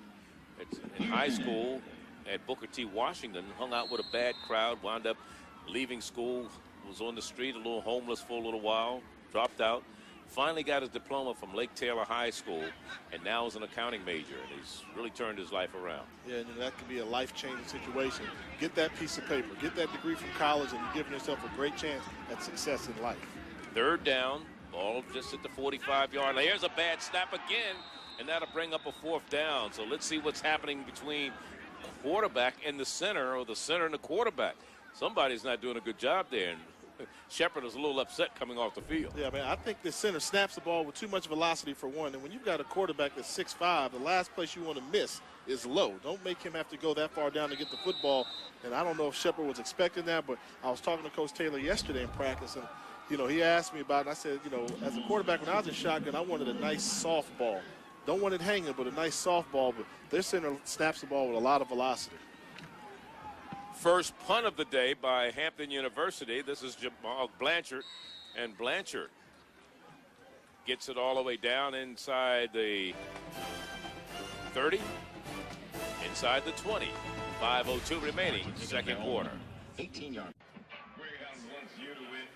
21-6 the score here in the second quarter. You're looking at the Convocation Center, which also houses the basketball arena here on the campus of Hampton University. And they have a new head basketball coach, Coach Nickelberry, to get his team fired up. And I understand from his recruiting efforts that they'll have a pretty good team this year. Yeah, they've got expectations. You're talking about a black college program that has hosted North Carolina here on campus and also gone down to Chapel Hill and beaten the Tar Heels. And they're one of the few schools from the MEAC Conference that has had success in the men's basketball tournament with an upset over Iowa State a couple years ago. So it's not just a football who school. Who can forget the coach being hoisted high in the air, kicking his heels at the time. It is first down and 10, the ball at the 18. Here's a total offense today for the Spartans of Norfolk State. And there, again, it's getting worse. It doesn't matter which team it is. Maybe that center went over to Norfolk State side. You know, when I saw the 300 yards of offense, I said, okay, they got a chance, but only 68 today, and it's going down here. The ball's got to come up. When you got tall quarterbacks, and each quarterback in this game is 6'5", the centers can't snap the ball a foot off the ground. Right. The two things can happen. One, the quarterback has to bend over and look down to focus on the football, and he takes his eyes from downfield. So you just got to keep the ball high level for the quarterbacks. Norfolk State minus 13 yards rushing today, minus a total of 6 against Central State a week ago. Or I should say South Carolina State a week ago, as William Good was there to make the stop defensively, and the quarterback is going backward. And one of the things Pete Adrian talked about was the fact that he didn't want to be behind the chains, and this is what's happening in his drive. Yeah, I mean, wow, that was an athletic play there. Wow, did you see Good jump over the running back that's trying to cut him? And you just, that's athleticism right there. When you got a quarterback that's immobile, that's sitting there like a statue in the pocket, you got to be able to protect him, have the ability to protect him. And they can't protect Hanson. So when you got a pure drop back passer, you got to shore up the wide receiving core as well as the offensive line. 3rd and 25. Norfolk State 1 of 5 in third down conversions this afternoon. So to bring up a 4th down as Jamari Jones was there defensively to stop the running back. One of the things we talked about was the ability to protect the quarterback. Hanson was sacked 5 times last week, and right now he's on pace to better that mark. Now, I don't know if you want to better it. No. He's on pace to be sacked 6 times, and they've got to shore it up. And I just think that's something that they've got to work on as a unit, realizing the play selection and how deep the drop can be, and get some better blockers in there to protect him, because we've seen on several occasions he's got plenty of arm. Well, they punted the last 3 times. They haven't moved the ball. They punted from their own 39, their own 16, and this time their own 9. They lost 9 yards on this drive. Marquay McDaniel, the deep man, very dangerous with under 3 minutes to go in the first half. Here's the snap. Here's Gomez's kick. Kicking it away from McDaniel, which was kind of a smart move, and it won't at least give them an opportunity to move the ball up the field. Well, let's take a look at the sacks on Casey Hanson here today. And what I want to judge is, could he have gotten rid of the football? First one here, he's got time, sees it coming, maybe knocks it right up the middle, defensive end getting there. The next sack coming along there, doing the fake outside the pocket, you got to get rid of that football. You've got time to get rid of that football in that split second. And then the last sack, he's here in the end zone, jumps over his man. Don't try and tuck it. You're not going to outrun anybody. He's got to learn to get a quick release in terms of when to get rid of that football. Dan Marino couldn't run from anybody, but if you gave him that half second to get rid of that football, even if it was a throwaway, that football was gone. One of the things that we talked to Pete Adrian, and you look at Hanson on the sideline, was that he did have to get rid of the ball quicker. That was one of if there was a fault in his armor or kink in his armor, was he held onto the ball a little bit too long. But he gives the team hope. Opponents now have to respect the pass, and they haven't done a lot with the run today as McDaniel goes in motion. Shepard under pressure, still on his feet. He will not get away. Shepard. And that's the difference. We talk about Hanson sitting in the pocket, taking sacks. Shepard's got the legs to get out of there and make positive things happen. So when Shepard tucks the football, you don't mind, because he's athletic enough to at least get back to the line of scrimmage. But when you talk about Hanson, he can't do it. Look at Shepard. He's not there, and he's going to make guys miss because he's just such a good athlete. He feels that he can break a long run on any given occasion. Went out against Grambling in the SWAC MEAC Challenge. along with a couple of other players who suffered from dehydration. T.J. Mitchell came in, did a pretty good job. In fact, wound up being the MEAC Rookie of the Week that week. And here's a little counter play inside to Beverly, and Beverly gets it down to about the 35-yard line before he's stopped by Don Carey. A minute 25 to go in the first half, and it's been basically Hampton. In case you just joined us, it was Beverly with a 29-yard run that opened the scoring. Gomez hit back-to-back field goals for Norfolk State to make it 7-6, and then Shepard hit McDaniel with a pair of touchdown passes, and that's the way we stand, 21-6 here. Look at all the Spartans on the line of scrimmage. Zero coverage, man-to-man. They're daring Hampton to throw the football with nobody in the middle of the field. 3rd down and short. 3rd and 2. And here they come. And he gets away somehow. You're talking about the Houdini trick again, and that's another first down. They had it read right. That is Norfolk State. They just didn't execute. Yeah, you know, and if you're Coach Pete Adrian, you're saying, wow, I wish I could get one of those. You saw Hanson who's stationary, but Shepard, you can have the perfect defense call, but because of his escapability, making one guy miss at the line of scrimmage, getting outside the pocket, making the second guy miss, and then getting to the sideline, knowing when to step out of bounds, but more importantly, pick up the first down, continue to keep the drive alive. Yeah, you do with 48 seconds left in the half, and let's see if they can put some points on the board before the end of the half. They lead it by a score 21-6 right now. Norfolk State still bringing the blitz. They are not calling the dogs off. Outside blitz coming every single play. You know, one of the things is Hampton has averaged 102 points. Have scored 102 points, I should say, in the first half so far this year. Today they've got 21, so you get another 21 on those 102. That's 123 points. Not bad. Yeah, they keep rolling. And, you know, the thing about Norfolk State, wow, look at that blitz. 2 guys coming outside, making Shepard stay in the pocket. And the question would be, well, what do you do when you got teams that like to blitz outside linebackers? Move the pocket. Do a little rollout where the guy coming from the backside is basically a waste because he's not going to get to the quarterback because you're running away from him. And if you can move that pocket, you can buy your quarterback a little bit more time and give your wide receivers that extra step they need to get open. You see the stats on Shepard today. Career 4,289 yards coming into the game as Hampton calls a timeout here with 41 seconds to go in the half. And while we got a moment, let's take a look at our latest Sheridan Broadcasting Network's Black College Football Poll. Hampton University on top. They're also not only #1 in the Black College Poll, ranked 12th in the nation in the 1AA poll, followed by Division II North Carolina Central, which is 6-0. Alabama A&M comes in at 4-1 from the SWAC, along with Jackson State. They have a big game coming up against Grambling.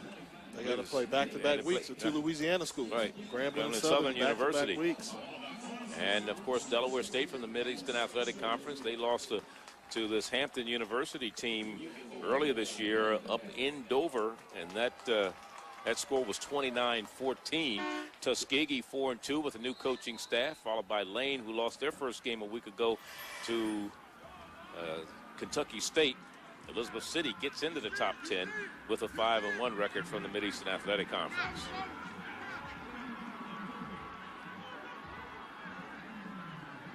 Shepard calling the signals. 2nd and 15 after he was sacked. Gets rid of it quickly. McDaniel overthrown. Now a flag comes out. They're going to say he was held because he normally they don't misconnect that badly, do they? Yeah, I mean, that's what happens. When you play that much coverage with nobody in the middle, a good offense is going to attack the middle of the field. And they're continuing to attack the middle of the field, and Norfolk State continues to bring the blitz and leave the middle of the field wide open. And sooner or later, they're going to get hit. Defensive holding for 26 White, 10 yards from the previous spot, and an automatic first down. Andre Twine was the man. Number 26 is who they call it on. So 35 seconds, the time remaining, and the chains move. First down, the ball marked at the 26-yard line. And again, McDaniel trying to get open. And what coverage are they playing again, Charlie? The same thing. You see a safety in the middle field? No, and at some point you put your defensive backs in an unfair position. They're either going to get caught for pass interference. You can't play one-on-one coverage every single snap. But at least he kept him out of the end zone, right? Here comes the blitz. Shepard slips, trying to get away, and he does somehow. And he throws it away outside the pocket, and he's out of bounds in front of his own bench. Boy, how has he been able to escape? He's down. He's hurt. Well, he's getting up. Tired. He's probably tired. You know, the kid, he's got the knack to make the first guy miss. He's stronger than he looks. He's very skinny and lean, but he's got tremendous leg strength. And the first guy gets there, and just because you got a hand on him in the pocket doesn't mean you're going to bring him down.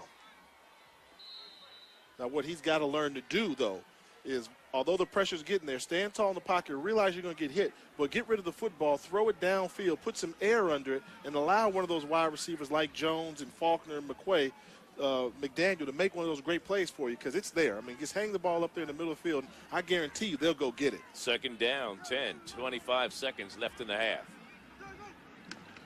Shotgun.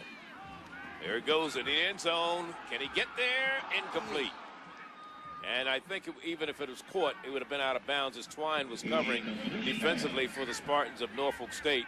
Gilchrist was the intended receiver, the redshirt sophomore from Virginia Beach, and Lansdowne High, who played for Coach Chris Beatty there. Yeah, you see, just put the ball up there, hang with some air, and let your wide receivers go and make a play. And that time he threw the ball out of bounds, but the key was I like how he put some air under the ball, let him readjust so the blitz can't get to you, and yet your wide receiver can still run down the field. And if you do that a couple times, the defense, sooner or later, they'll call off the dogs on you.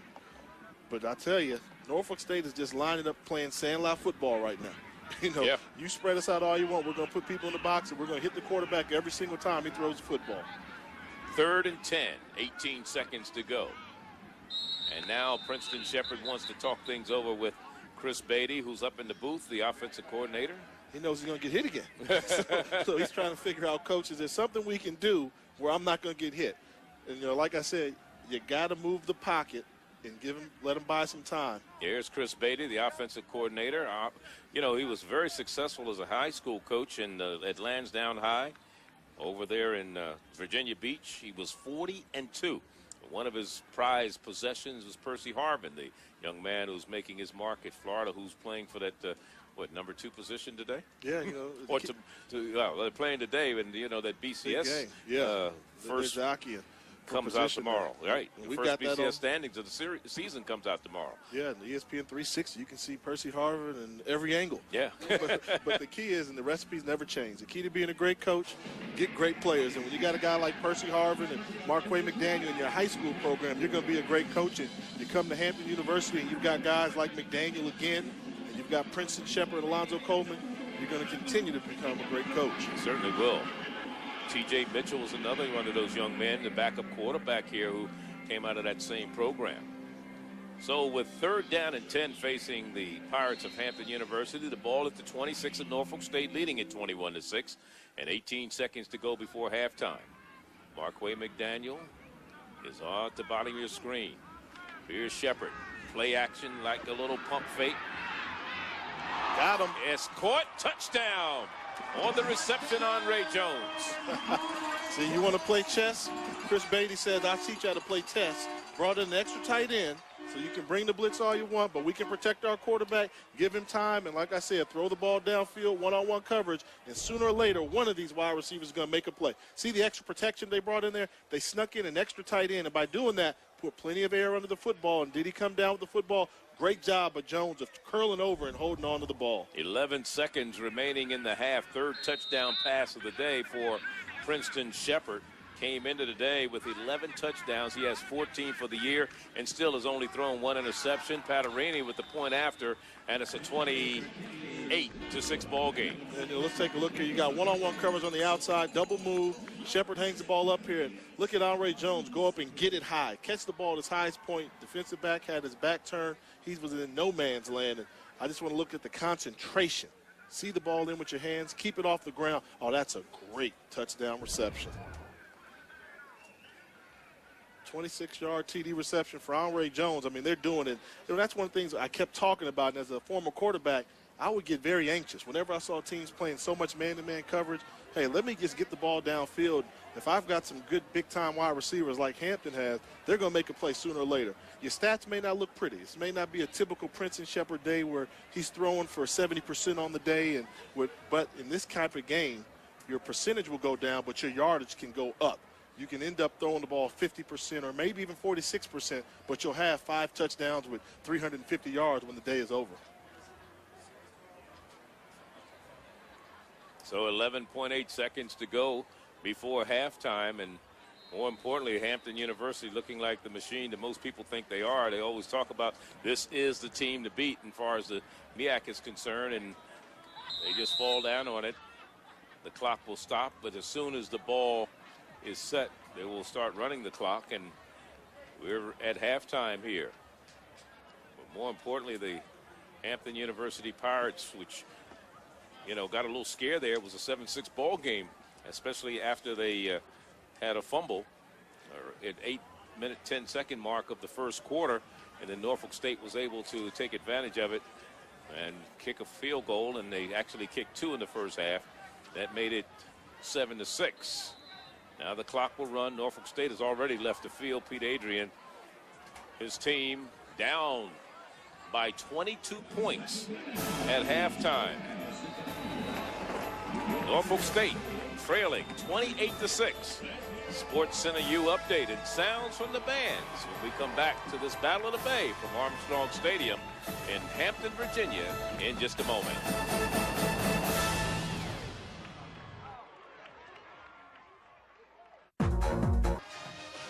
At halftime here, 28-6 our score. Hampton University kind of dominated this first half, especially after it was a close game here, 7-6, and they have scored since that time a number of unanswered points, in fact 21 to be exact. Let's look at the Spartan Legion marching band representing Norfolk State University.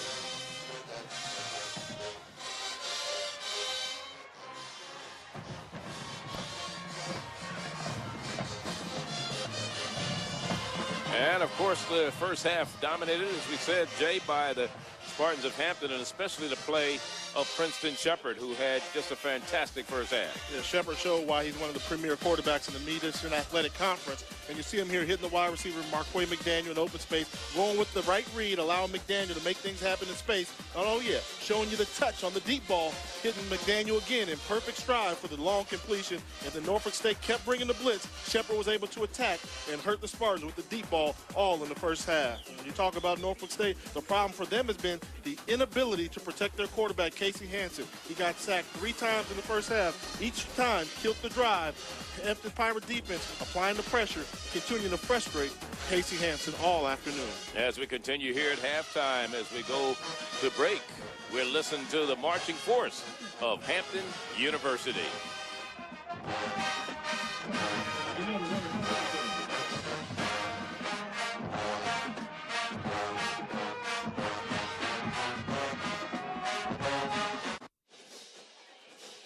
28-6 our halftime score, and of course Norfolk State dominated the first half after leading it 7-6, and got a chance to talk to their head man Joe Taylor before we start the second half.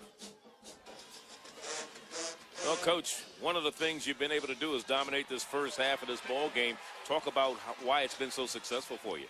Well, I think defensively we're doing a real good job. We had to make a few adjustments. They was throwing right down the seam.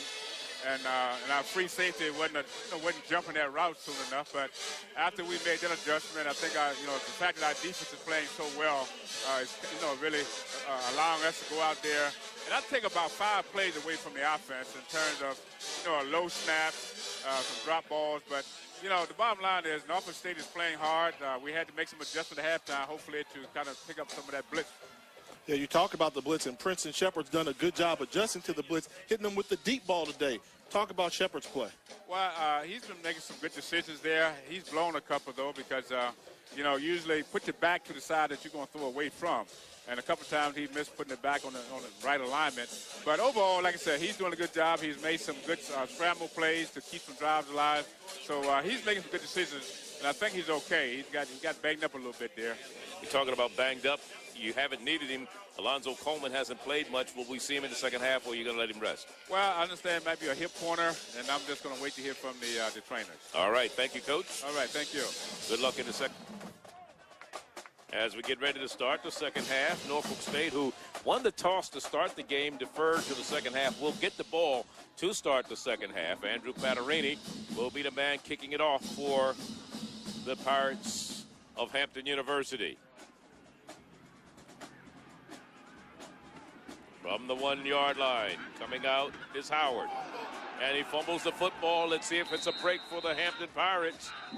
We haven't seen any official word from the referees out there on the field. And now our referee, Preston Harding, looks like he is going to point. No, he turned his back to us. I thought he was going to point direction to the goal line. So it is going to be Norfolk State retaining possession. So it'll be spotted right at about the 10-yard line, make it the 15. And that's where Norfolk State will go to work, first down and 10.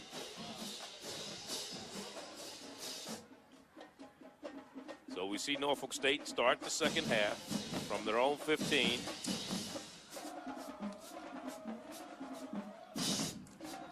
Decision by Norfolk State to defer. If they can get some points on the board on this first drive of the second half, it'll be a smart decision. Ray Lewis at the linebacker spot, looking like he's going to blitz number 5 for Hampton. Then he drops off, and here's the pass, almost picked off on the far sideline. Defending over there was Tavares Bain. There he is, number 1, a senior from Northwestern High in Miami, who came very close to coming out with a pick. Made a great break on the football, and that's what you want. When you defensive back, when you see the ball there, attack. We get started here in the third quarter. 28-6 our score. In case you just joined us, those are the stats on Casey Hansen so far today in terms of his passing.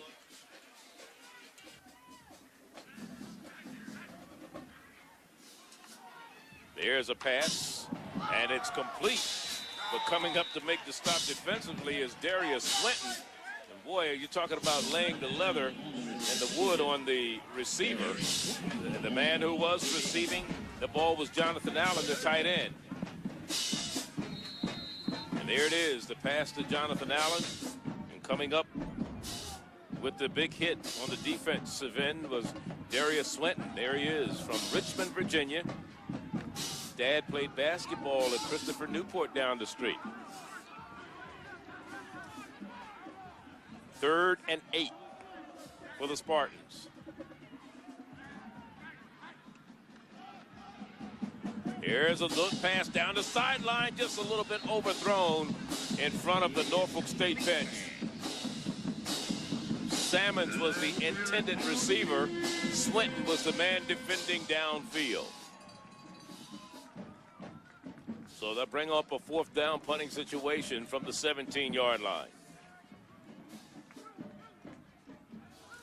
And that'll bring on Gomez, the punter.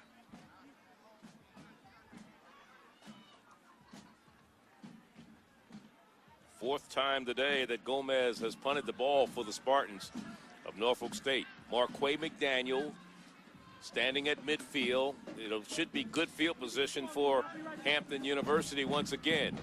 McDaniel feels it right across midfield and still on his feet and stumbles down to about the 44-yard line. So that's where the Pirates of Hampton will go to work. They lead it by 22 points, 13:29 left in the third quarter. 28-6 is our score. And right here, one of the famous landmarks on the campus of Hampton University is what they call the Emancipation Oak. It was the site of the first Southern reading of President Lincoln's Emancipation Proclamation. The peaceful shade of the oak served as the first classroom for the newly freed men and women. And it's 98 feet in diameter and is designated as one of the 10 trees of the world by the Geographic Society. And with that, we'd like to welcome Senator George Allen from the state of Virginia, who's running again to try to keep your seat as senator in the state of Virginia. Welcome to the ball game, Senator. Well, it's great to be with both of you all here. I actually announced my re-election campaign next to that Emancipation Oak. Well, great. And there's a lot of history behind that, and also history that you get from football, where you want to have everyone having that equal opportunity to compete and succeed. And one of the things people don't know, you know a lot about football, having a legendary father who I was fortunate enough to play for, and George Allen. What does the game of football mean to you in your life? It's how I grew up. I grew up in football, and here's the play. Let's get this play here, running off to the left. Nice run there. It's like about 9 yards. Hey, he wants our job. You may as well come on, stay with us, Coach. Look, I grew up in this. My father started in college football at Morningside College at Sioux City, then Whittier, then the was an assistant with the Chicago Bears. So you've been all over the place. Coaching you his last year at Long Beach State. But what you learn from football is teamwork, preparation, and everyone on the team, you don't care about their race, their religion, their ethnicity, or where they're from. All you care about is can they help the team win. It's a meritocracy that we want to have in our society. Well, thank you, Senator. Now you got a second. Second and 4. Thank you so much, and good luck to you in your campaign. As Alonzo Coleman is back in the lineup, and we talked about whether he was going to be back because of that hip pointer from the first half. And thank you so much. My brother Bruce is with the Buccaneers, so I've been scouting out Alonzo Coleman there. Great. We've had some too. problems with your headsets right now, and I don't think they can hear you right now, but appreciate you stopping by and spending some time with us. Right. All right. And I like football guys. You know, it doesn't matter what you are. You can be the CEO of a corporation in politics. You're a football guy. You're my type of guy, you know, and that's what it's all about. And the fact that to make your announcement for re-election here on the campus of Hampton University realizes you understand the significance of the Emancipation Oak. So guys like that, I like being around, Charles. I understand you do. And it is third down, 3rd and 4. The ball at the 38. And there's a pitch back, and Coleman fumbles the ball but manages to fall on it. It was like a little crazy reverse that they were doing between him and Marquay McDaniel. I didn't really understand it, but it brings up a 4th down. Yeah, you know, the key, they're trying to get Coleman some more touches, and that's one of those things we always question. Why do you do toss sweeps into the short side of the field? Even if had he been able to hold on to that football, there was a linebacker there waiting for him, so it would have been a pretty sticky situation had he been able to hold on. But, you know, Hampton gets away with it, and that's one of those breaks where if you're Norfolk State, you need to create that turnover and come up with it in order to take advantage of it to get back in this ball game. Jamal Blanchard to punt it away. Nice high kick. Fair catch called for and made right at about the 10-yard line. 28-6 our score. 11:50 the time remaining, 3rd quarter. Here in the 3rd quarter, 28-6, along with Jay Walker, Charlie Neal at Armstrong Stadium in this Battle of the Bay. 44th time these two teams have met. And let's summarize what happened in the first half. Again, Norfolk State on the minus side in terms of rushing yards, not much better in the passing yards. Yeah, and the key, I mean, 3rd down conversion, too. 1 of 3, so that means they're not able to sustain long drives, which is why they've had to settle for field goals. And Prince and Shepherd, they still haven't found an answer for him. 200 total yards, 3 touchdowns. Hands from the other side, only 81 yards. And this is a young man that came into this game leading the MEAC conference in passing in terms of yardage, so he's got to get it together. We talked about the 3 sacks earlier, so they got to find a way to protect him in the second half and get him going into some type of rhythm. He had a 46-yard completion in the first half, and that's been the best play of the day offensively for the Spartans of Norfolk State, who have a pair of field goals from Gomez. And he's back to pass, short drop. Hanson rolling out to his right-hand side. He's going to take off and run and goes out of bounds and looks like he may have enough for the first down. He's very close to it before Marlon Fair came up to knock him away. And Hampton had plenty of room to run there. They brought the free safety blitz up the middle, but they came too far up the A-gap, and Hanson took off around the outside and possibly picked up that first down, but he just doesn't look comfortable running. You know, he's kind of long and lanky, and he just got to find something where the game of football has changed so much you can no longer just sit in the pocket. I mean, even drop-back passers like Tom Brady know how to move and have some escapability, but he just looks so uncomfortable when he's running the football. We'll call it 2nd and 1 after the gain of 9 by Hanson. And here's the fullback, Darrell Jones, and Jones is into the secondary. And Jones gets the big first down up to the 34 before Ray Lewis came up to make the stop defensively. You know, one of the things I talked about in the first half was making sure Jones gets his touches, because you can't arm tackle Jones and you get a block on the block, and you see him almost run through this arm tackle here. And he's a load to bring down, 265 pounds with quick feet. See, the quick feet, the ability to make that last cut you saw there, he almost stepped through that tackle there. So Jones can be a factor in the second half of this game. 15 yards, 5-on-5 on as far as the defensive stop is concerned, but they come back and they wrap him up pretty good this time. Don't let him get away. Normally you don't see Jones go backward. Yeah, normally he's always in positive yards when he runs the ball, as Kendall Langford made the stop. He made one of those mistakes you hate to see big running backs do. Turned his shoulder sideways to the line of scrimmage. Keep going forward. Go north-south, no east-west. But when you turn your arm, your shoulder pad sideways, I don't care how big you are, that's giving the defense an advantage to bring you down. The loss of 1 on the play, 2nd down and 11, 10:44 remaining. 3rd quarter.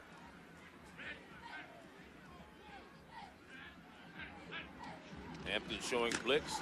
Here's a little swing pass out in the flat. Monty Anthony on the reception. Or was that Derek Baker? That was Derek Baker on the reception.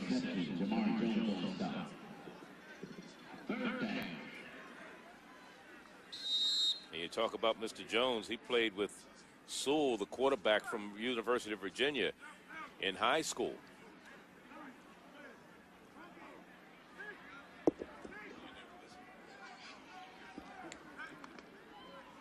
So to bring up a third down. Now a timeout's being called. I believe it's Norfolk State going to call the timeout because it looked like they're a little indecision in what they wanted to do offensively. So they'll burn one of their timeouts here in the second half. ESPNU Inside the Polls, presented by Conoco, breaks down the new college football polls each Monday at 6 Eastern. Mike Hall, Mike Gottfried, and Todd McShay will look back at the week that was and look ahead to the big matchups in college football. ESPNU Inside the Polls, presented by Conoco, each Monday at 6 Eastern. For more information, log on to ESPNU.com. You know, we talked about the 1AA playoffs and how these teams are starting to gear up, and this is the time of the year where you start looking forward to the postseason and what you should be able to do. And you talk about the 7 unbeaten teams still left in Division 1AA: Hampton, New Hampshire, Harvard, Princeton, North Dakota State, Southern Illinois, and San Diego. But all of those conferences do not get automatic bids. Only the Atlantic 10, the Big Sky, Gateway, Ohio Valley, Patriot, Southern, Southland, and MEAC. So you look at Princeton, you knock Princeton and Harvard out of there. They're not going to get an automatic bid. The Pioneer Conference with San Diego, they're not going to get an automatic bid. So it leaves room, but it's hard to get 2 teams in from this conference each year. Somebody has to really play well, right, Jay? Yeah, you know what's happened in previous years, South Carolina State, over the past 2 years, they've won 18 games, only lost 4, but have never been invited to the playoffs. Here's Casey Hansen running and getting out of bounds and getting... Wow, he can't do that. I mean, that's a great run. He got hit late out of bounds, but when you're that close to the first down marker, you got to lean forward to get that one. Yeah, you don't go. Yeah. Did they get a flag over there? Did he get hit out of bounds? I don't think so. I mean, he was so close, and you thought it looked like he was going sideways, but wow, I mean, he could have easily gotten that first down had he just slid forward, moved sideways. And that's just one of those things where you got a guy that's not comfortable running the football. I think they might go for it on 4th down. I mean, you're down 22 points.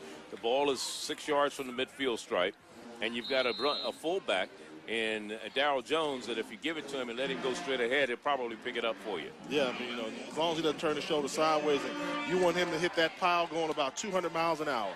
First 4th down attempt for Norfolk State this afternoon, and Darryl Jones gets the first down. As I said, that's the man you want to give it to and let him go straight into the gut. Yeah, 270 pounds. If he can just trip forward, he should pick up the first down. But it was a great second effort. Let's not just say he got it because of his weight. It was a great second effort. They stuffed him behind the line of scrimmage, but he found room to lean forward to pick up the first down. So 9:34 to go. I mean, you have to gamble at this particular point. If you're Norfolk State, you have nothing to lose. Yeah, you got to score to get it close because you don't want Hampton to come in there and just start running the clock out on you. What did Pete Adrian tell us? He said this is not a break or make game for us. You know, it'd be great if we win, but if we lose, it's not going to break us. You know. And here's a good run by Monty Anthony to the left side, and he gets a first down after an 11-yard gain. What a run! Or was that Howard?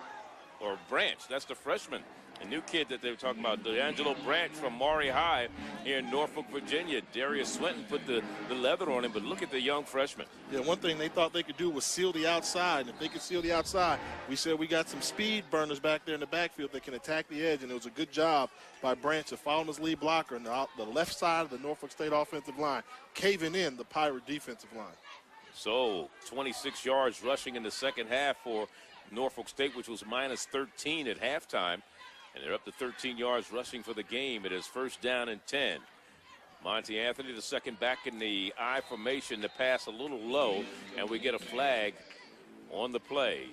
Salmon's the intended receiver. Emery, the senior from Willingboro, New Jersey.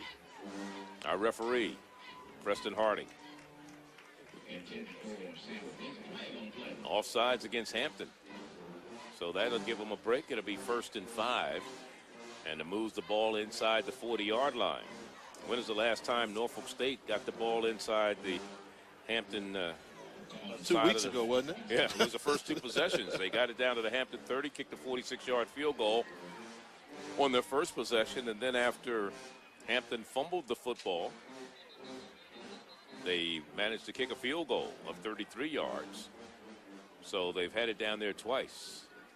Now, this is where you want to take advantage of the Hampton turnover. You know, defenses tend to get a little stingy down here when you cross deep into their territory. So what do you have to do? You got 1st and 5. Don't go for the bomb right away. Realize you got 3 plays to get 5 yards. A lot of offenses tend to get greedy, and it backfires against them.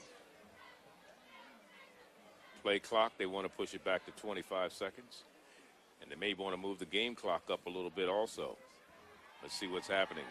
Our referee coming over. You talk about this Norfolk State team, things don't get much easier for them. They play Florida A&M rather next, and then of course, if anybody is going to beat this Hampton team, when you look down the schedule, they've already gotten by Delaware State. The other heavies in the conference, South Carolina State, Bethune, and Florida A&M, they still have them to play, and we'll see them against 2 of those teams. We'll see them against South Carolina State next Saturday down in Orangeburg. And we'll see them on a Thursday night game back here against Bethune-Cookman. Yeah, typically, Hampton's always gotten off to strong starts, and in previous years, they stumbled a little bit down the stretch. And the reason being, those Florida teams match up well with Hampton. Like they always have. They can run. I mean, Hampton is big, strong, and fast. Those Florida teams are fast. And they've normally been the stumbling block, but that's going to be a huge showdown next week in Orangeburg, South Carolina.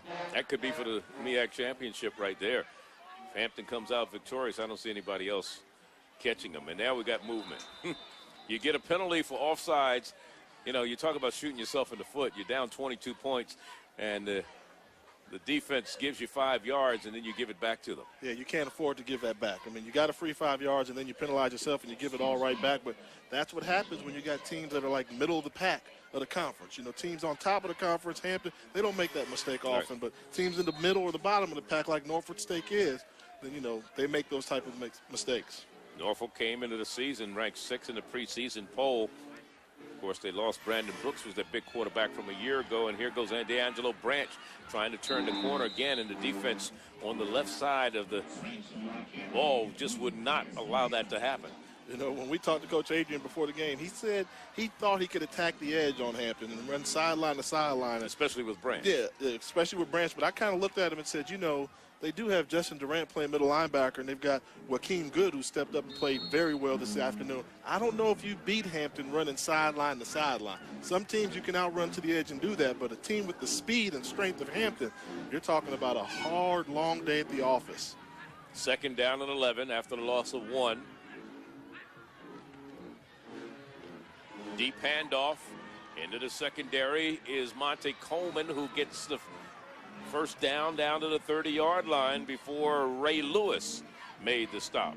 You know, we talked about the ability to beat Hampton to the edge. Well, you can't do that. So what do? You attack a crease. You tell your lineman, push, push, push. Great zone blocking scheme. And the moment the running back sees daylight, attack up the middle of the field. That's how you attack a defense that's playing a 3-4 look. What you tell the guy is you run to the bubble of the defense. You push them outside, stretch them, then cut up field. Norfolk came in averaging 26 points a game, giving up 24 points a game. You're going against a Hampton University team that scores a lot of points. Boy, I'll tell you, they read that one perfectly. Vernon Bryant was right there on the defensive side of the ball to make sure he's the nose tackle. Part of that leadership committee. You know, Hampton University has a group of young men. They don't call them team captains. They call them leadership, part of a leadership committee. The 3rd straight year they've gone away from that captains and uses that leadership committee. 10 players on the committee. They act as spokesmen for the team, handle situations related to team policies and academic affairs. They keep everybody in order, in other words. Basically, they're spying on each other. Here's Hansen. The pass out. Nice pass. And Callahan on the reception on the far side. Baird on the defensive side of the ball for Hampton University. Nice touch. I like the way he throws the ball. Yeah, I mean, this is a strong arm. He's on the left hash, but to have the ability to throw the out route on the other side of the field makes the defense cover the whole field. I guarantee you there are probably 2 quarterbacks in this conference, Princeton Shepard being one and Casey Hansen the other, that can make the wide side out route throw. And Hansen showing you the arm strength there. And it was a timing pattern because he had let the ball go before Callahan had even turned around. It was a 5-yard completion, but that ball traveled 48 yards in the air. 3rd down and 7. Hansen throwing a little fade into the corner, but it's going to be too big for Salmons. And that's one I actually think they tried to go with a matchup problem that they flexed the big tight end Jonathan Allen out there in the slot. Yeah. You know, but one thing about it, he's a tight end. And I noticed right away the wide receiver made a mistake. In this case, it was Allen. When you're a tight end, you're running a fade route. You can't take an inside release. You got to go outside. By him taking that inside release, he had no chance of the completion, and the quarterback was not on the same page with him. 44-yard field goal attempt right now by Gomez. He's already hit 2 in the ball game from 46 and 33 yards out. This one will come from, make it 43 yards out. Low snap, the kick is up, it's a line drive, and it's no good. Kicker slipped down, the ball was badly handled. Not a good snap. Everything that could go wrong on that one did. We'll be back. We're here, 28-6, Hampton over top of Norfolk State. And, of course, you may not have heard, but we're going to tell you, the Buckeyes are coming to ESPNU.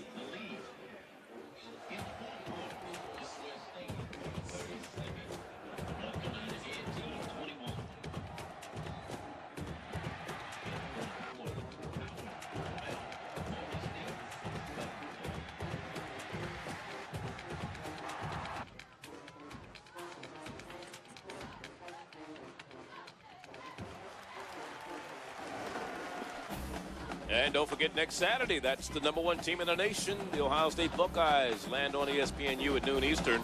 They play host to the Hoosiers of Indiana. That's college football presented by Allstate. Indiana and Ohio State next Saturday at noon Eastern right here on ESPNU. And for more information, log on to ESPNU.com. And this is a mini version of an Ohio State team. It's this not is the big shoe. Yeah. It's the small shoe. You know, they got the horseshoe, we got the pony shoe. But we've got a pack pony shoe, and they don't have bands like we got. Ohio State they can dot that I all they want to. But with Hampton and with the Force and the Spartan Legion, they threw down at halftime. No question about it. 6:28 left here in the fourth quarter. You're talking about one of those unbeaten teams. Ohio State 6-0 playing Michigan State today. And of course, there's a battle for second place between Florida and Auburn, and it should be very interesting. Here's Princeton Shepard on 1st down and 10, taking off and running, spinning across the 30 out to about the 32, 33-yard line. Princeton Shepard on the carry. And that's one of those instances where his athletic ability kind of hurts him a little bit. So you take a look at this one. Once somebody flashes, he takes off. He could have taken his time and just found another spot in the pocket to settle down in to continue to make his reads downfield. But the moment they flash, he takes off running. So he's got to be careful of that. And here's the handoff as Coleman is back in the lineup for the second straight series. And Coleman very close to the 1st down, maybe a yard shy. And it'll be 3rd down, we'll call it 1. And you talking about, you know, what's happening in the MEAC in terms of championships. And Norfolk State, the only team in the MEAC right now who's never won. And what a great job Hampton has done since coming into the conference. You know, they're one of the youngest teams in the conference and have done very well in terms of MEAC championships. I mean, part of that is just beating up on my alma mater, Howard University. So, but you all won one.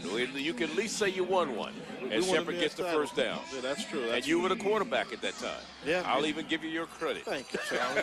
Sometimes I think you forget that I was fortunate enough to go 11-0, and the only team since my squad that went 11-0 during the regular season to go undefeated in MEAC, Hampton, last year. Hampton University. You know, over the years, the conference was formed in '71. South Carolina State has the most wins. We'll see them next week against this Hampton University team. They have 11 MEAC championships. FAMU has 7. A&T 6, Delaware State and Hampton have 4 each. And Morgan and Bethune have 3 each. Norfolk State still looking for its first. You know, the 2 other titles were won in the early stages of the conference by North Carolina Central, who won it back in the years of 72 and 73, and they may be coming back to the MEAC. I know Winston-Salem is. Winston-Salem is, but I'm going to tell you a theory why South Carolina State's won more MEAC titles than anybody else. That is the toughest road trip in the conference. I mean, you go to Orangeburg, you know, from Howard, we would fly to Florida and every place else, but that's a lot of times since they're right in the middle geographically in the conference, you got to take a bus down there. So from Howard, you're talking about a bus fly ride to Columbia. Then you still got to take a bus another hour. So we were always catching the bus down there, and Morgan does it and everybody else does it. So you catch the bus there. We used to stop off in Charlotte to do our practice for the day. And then you're staying in Orangeburg, and they're not nice to you in Orangeburg. They know where you're staying. The town's so small. They know where the team's staying. The phone's ringing all night. So they've got an unusual home field advantage there at South Carolina State. And looking at the last 3 years, we're talking about Hampton University's football history.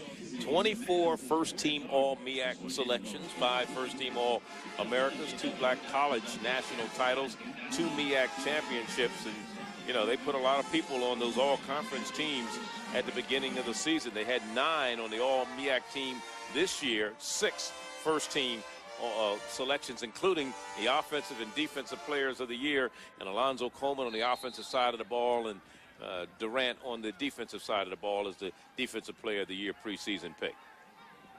They're repeaters. They're picking to repeat. First down and 10. Here's a pass to McDaniel. And this was supposed to be a flanker screen, but it just did not develop the way they wanted to. Brandon Walker just couldn't get into position to block anybody, the right tackle. And look at this. Yeah, you talk about Hampton remaining schedule. It gets tougher. I mean, you're talking about South Carolina State, powerhouse. We talked about their history. Winston-Salem State, hey, just knocked off Howard, so they're ready to play with the big boys. They're coming into the MEAC conference in the next couple of years. And Bethune-Cookman and Florida A&M, it does not get easier for Hampton Pirates. It doesn't get easy for anybody, because when you're a winner, you always have, as Joe Taylor says, a big target on your back as Coleman tries to turn the corner, and they do not let him get away. And it was Sharon Williams was there defensively to make sure that he did not turn the corner. Yeah, and he cheated and grabbed that face mask, and they're going to call him for it. They got him, huh? 4:07 left here in the third quarter. But because of the remaining schedule they have, that's why I'm very surprised to see Coach Taylor bring Alonzo Coleman back in this game. Well, that's why I asked him. I said, you know, do you rest him? You know, if he's got that hip pointer, you got a 22-point lead. Face mask with a twist, number 48 on the defense. 15-yard penalty from the spot of the foul. First down. Dante Hodge, they say, twisted the face mask. Yeah, I like that one. He said face mask with a twist. I haven't heard that one before. But, oh, yeah, that's, I mean, somebody can get hurt. One is an incidental, which, you know, but with a twist, but with the twist, that's the big one. You know what that is, yeah. So that's 15 yards. And in lieu of what happened with Larry Johnson in the NFL, they really got to call that when you can really do some serious damage if the defenders don't let go of that face mask. Of course, Alonzo Coleman made history a year ago with Ardell Daniels, the third set of 1,000-yard rushers, dual rushers back-to-back. Only the third time it ever happened. Here's Princeton Shepard, and Shepard down to the 45-yard line of Norfolk State. I'll tell you what I like about that. We talked about how Norfolk State is blitzing the quarterback, trying to get pressure in the pocket, and you wonder why is Hampton running the option pitch. Well, what Shepard's realizing is in man-to-man coverage, nobody accounts for the quarterback. So rather than try and act like I'm optioning off of somebody, I'm just going to take the snap and keep it myself because they've got nobody to account for me, the quarterback, in the running game. Great recognition by Princeton Shepard. Coming into this game, Shepard had thrown 3 touchdown passes against Norfolk State in his career and 3 interceptions today. He has 3 touchdowns and no interceptions. As Beverly gets the call, Beverly struggles down to about the 42-yard line before he's stopped by Dennis Marsh. Enjoy the chill of the ice as college hockey on ESPNU continues when the Michigan State Spartans take on the Western Michigan Broncos. It's college hockey on ESPNU Sunday at 3 Eastern. For more information, log on to ESPNU.com. I blame that college hockey on this big cold stretch we got. You know, snow in New York, snow in Michigan this early. Hockey season's right around the corner. I was making a comment last night. We were talking about the weather. Home plate umpire in Detroit working in short sleeves. He was the macho man. Here's Princeton Shepard. Wide open is McDaniel. Do we have number 4 at the 5? Yes, we do. You've got number 4. When you play man-to-man coverage, you're taught to cover that wide receiver for 4 seconds. But when you've got a quarterback that's scrambling in the pocket, buying some extra time for his receiver, wide open, McDaniel making it happen. 43 yards from Shepard to McDaniel. That's the 4th time today they have hooked up.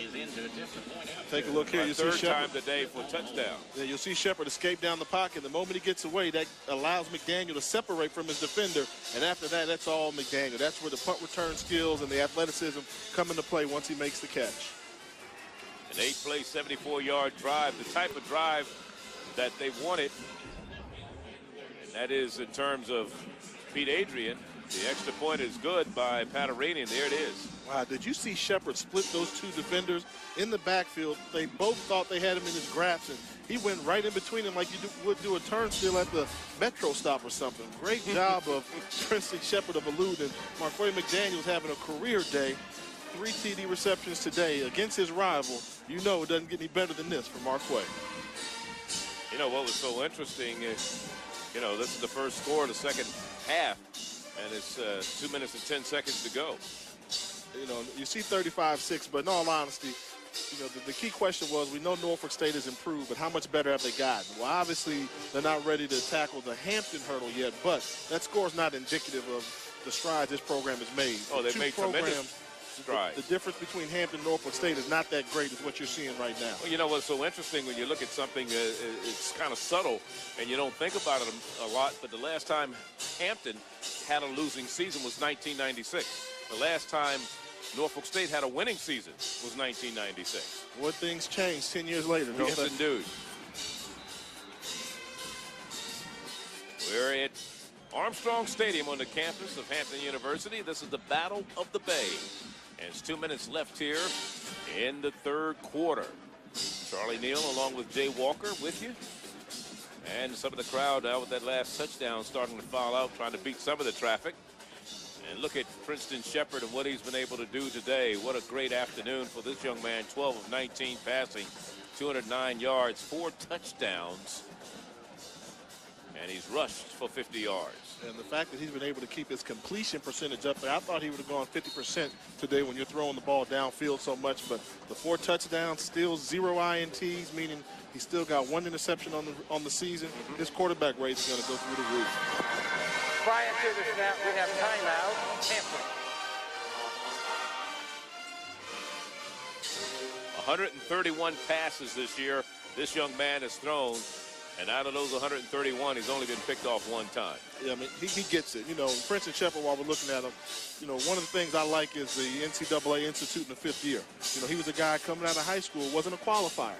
But under the rules, when they change the rules, meaning if you stay on pace to graduate, you get your 4th year back. In this case, it's that 5th year. And I think this is the good of what comes along with that rule, allowing guys to stay in the classroom, get on pace to graduate, and prove that just because you're not a scholar athlete in high school, if you get to the college level and you put your mind to it, you can go ahead and graduate and do great things. And Princeton Shepard's proof positive of why they need to keep that program in place.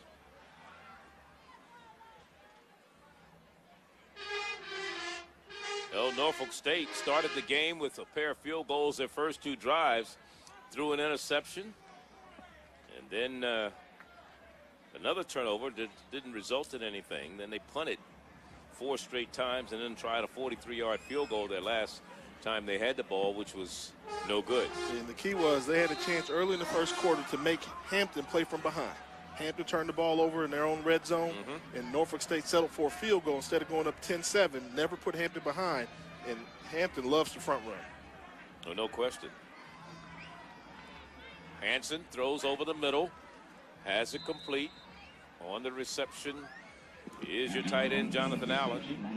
He's a good one. I mean, we've seen a lot, Charlie. We've seen a lot of tight ends, and every now and then they'll have the size on paper, but Allen's one of those guys that he can really route well, and he's got good size. You know, he just needs to add about 10 or 15 pounds, but he's had a good career through it all at Norfolk State. Last year was first-team all-conference selection, 18 receptions, 232 yards, a pair of touchdowns. He's a converted wide receiver. They call him a flashy dresser, architectural design. He likes to put on the fancy clothes and things of this nature. Maybe considered the best tight end in the Mid-Eastern Athletic Conference. And they keep the ball on the ground this time with the Darrell Jones running into Marlon Fair. Darrell Jones came into this game with 1,099 career yards. His longest run of his career was 47 yards, and he's not a bad pass receiver. He came in into today's game with just 1 reception this year, but career-wise, he has 15 receptions and 3 touchdowns by way of the pass. Soft hands, and they made him a more complete football player by emphasizing his blocking skills this year as a lead blocker, playing the pure fullback position. First down and 10. Again, Allen on the reception, and Allen stretching, trying to get more yards out of it, up to the 44-yard line before Ray Lewis made the stop defensively. Ray Lewis, quite a fashion bug himself, so you got the 2 fashion bugs running into each other out there. They're out there styling and seeing who looks better, but there's no room for good looks on the football field. That grass is going to get the uniform dirty, and Allen's continuing to play hard and show hard. And there's Jonathan Allen. There you see him from Virginia Beach, preseason first-team All-Selection this year. And it brings up a 2nd and 4 after the gain of 6. Here's the handoff to Monty Anthony, and Monty Anthony is very close to, if he doesn't have the first down. Outside the 40 to about the 43, or was that Darrell Jones? That was Darrell Jones on the carry, number 5. Now you see why he's such a special back. He weighs 270 pounds, but he still got that speed where he looked like he was Monty Anthony. And that's going to be the end of the 3rd quarter. Still 15 minutes of football to go here in Hampton, 35-6, our score. 35-6 as we start the 4th quarter here at the Battle of the Bay in Hampton, Virginia. The number 12th ranked team in the nation in 1AA. The Pirates in complete control in this ball game. And Joe Taylor, their head coach, as you look at the total yards, 330 to 151. That's more than doubling the output by the Spartans of Norfolk State. When we talk about Joe Taylor, 17th coach at Hampton, he's won 126 games since coming here. He also wears the hat of athletic director. He's had just 1 losing season. That was the 96 season when they went 5-6, averaging 8.5 wins a year. Not bad, huh? Not at all. You know, we got some coaches like Pete Adrian. He'd be excited to go 5-6 one year. It's Joe Taylor's worst year, something that Coach Adrian's trying to get to. He won 12-1 in his 2nd year.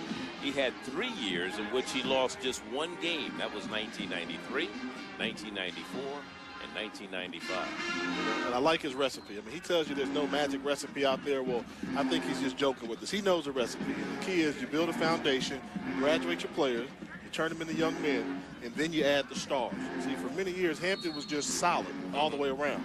In recent years, they started adding Alonzo Coleman, Jerome Mathis, Isaac Hilton, all these star players, and that's why the program's gone to the next level. And he's the dean of the MEAC coaches right now with 15 years at Hampton. The next in line is Alvin Wyatt at Bethune-Cookman. And there's Hanson, throws downfield. Baker, he has it, and he drops it. Wow. He had it. In stride. Perfectly thrown ball. He may have come down on the ball because he's a little slow getting up. Derek Baker, he had the defenders beat down there, had the ball in his hands, but when he came down, just couldn't hold on. Yeah, he split the safety and the cornerback, and you see Hanson sitting strong in the pocket, getting hit after he threw the football, but threw this ball right on the money. Derek Baker, young man, you got to come down with that football and walk into the end zone untouched if he could have held on to it. Split corner, Bain and Marlon Fair, the free safety. Well, that was a big-time throw. I mean, you're talking about a ball that traveled close to 60 yards in the air, and he just flicked it out there while he was being hit.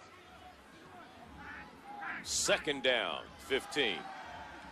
There's a pass complete, and what a sandwich they made. No, they calling it complete? Yes, they are. What a sandwich they made of Callahan. Yeah, Callahan making himself big in the curl zone, and that's what you want when you got a wide receiver that goes 6'2", 190 on the curl combination. Don't allow a small defensive back to bring you down. Make him bang you up a little bit. He's a tough kid. He got up. So it'll bring up a 3rd down and 6 after the completion. They're at the 48-yard line on their side of the 50. Norfolk State now still down by 29 points in this ball game. Intercepted. Here we go to the house. It's going to be a touchdown for Darius Swinton. Hampton University, the 2nd pick today for Hampton University. And for Swinton, his 3rd interception of the year. 57 yards on the return. And that was a case of Hampton brought the blitz up the middle, and they didn't adjust. Norfolk State didn't make the adjustment. Hanson thought he was throwing to a hot read with an uncovered wide receiver, but Swinton came down from his free safety position to pick it off and take it to the house.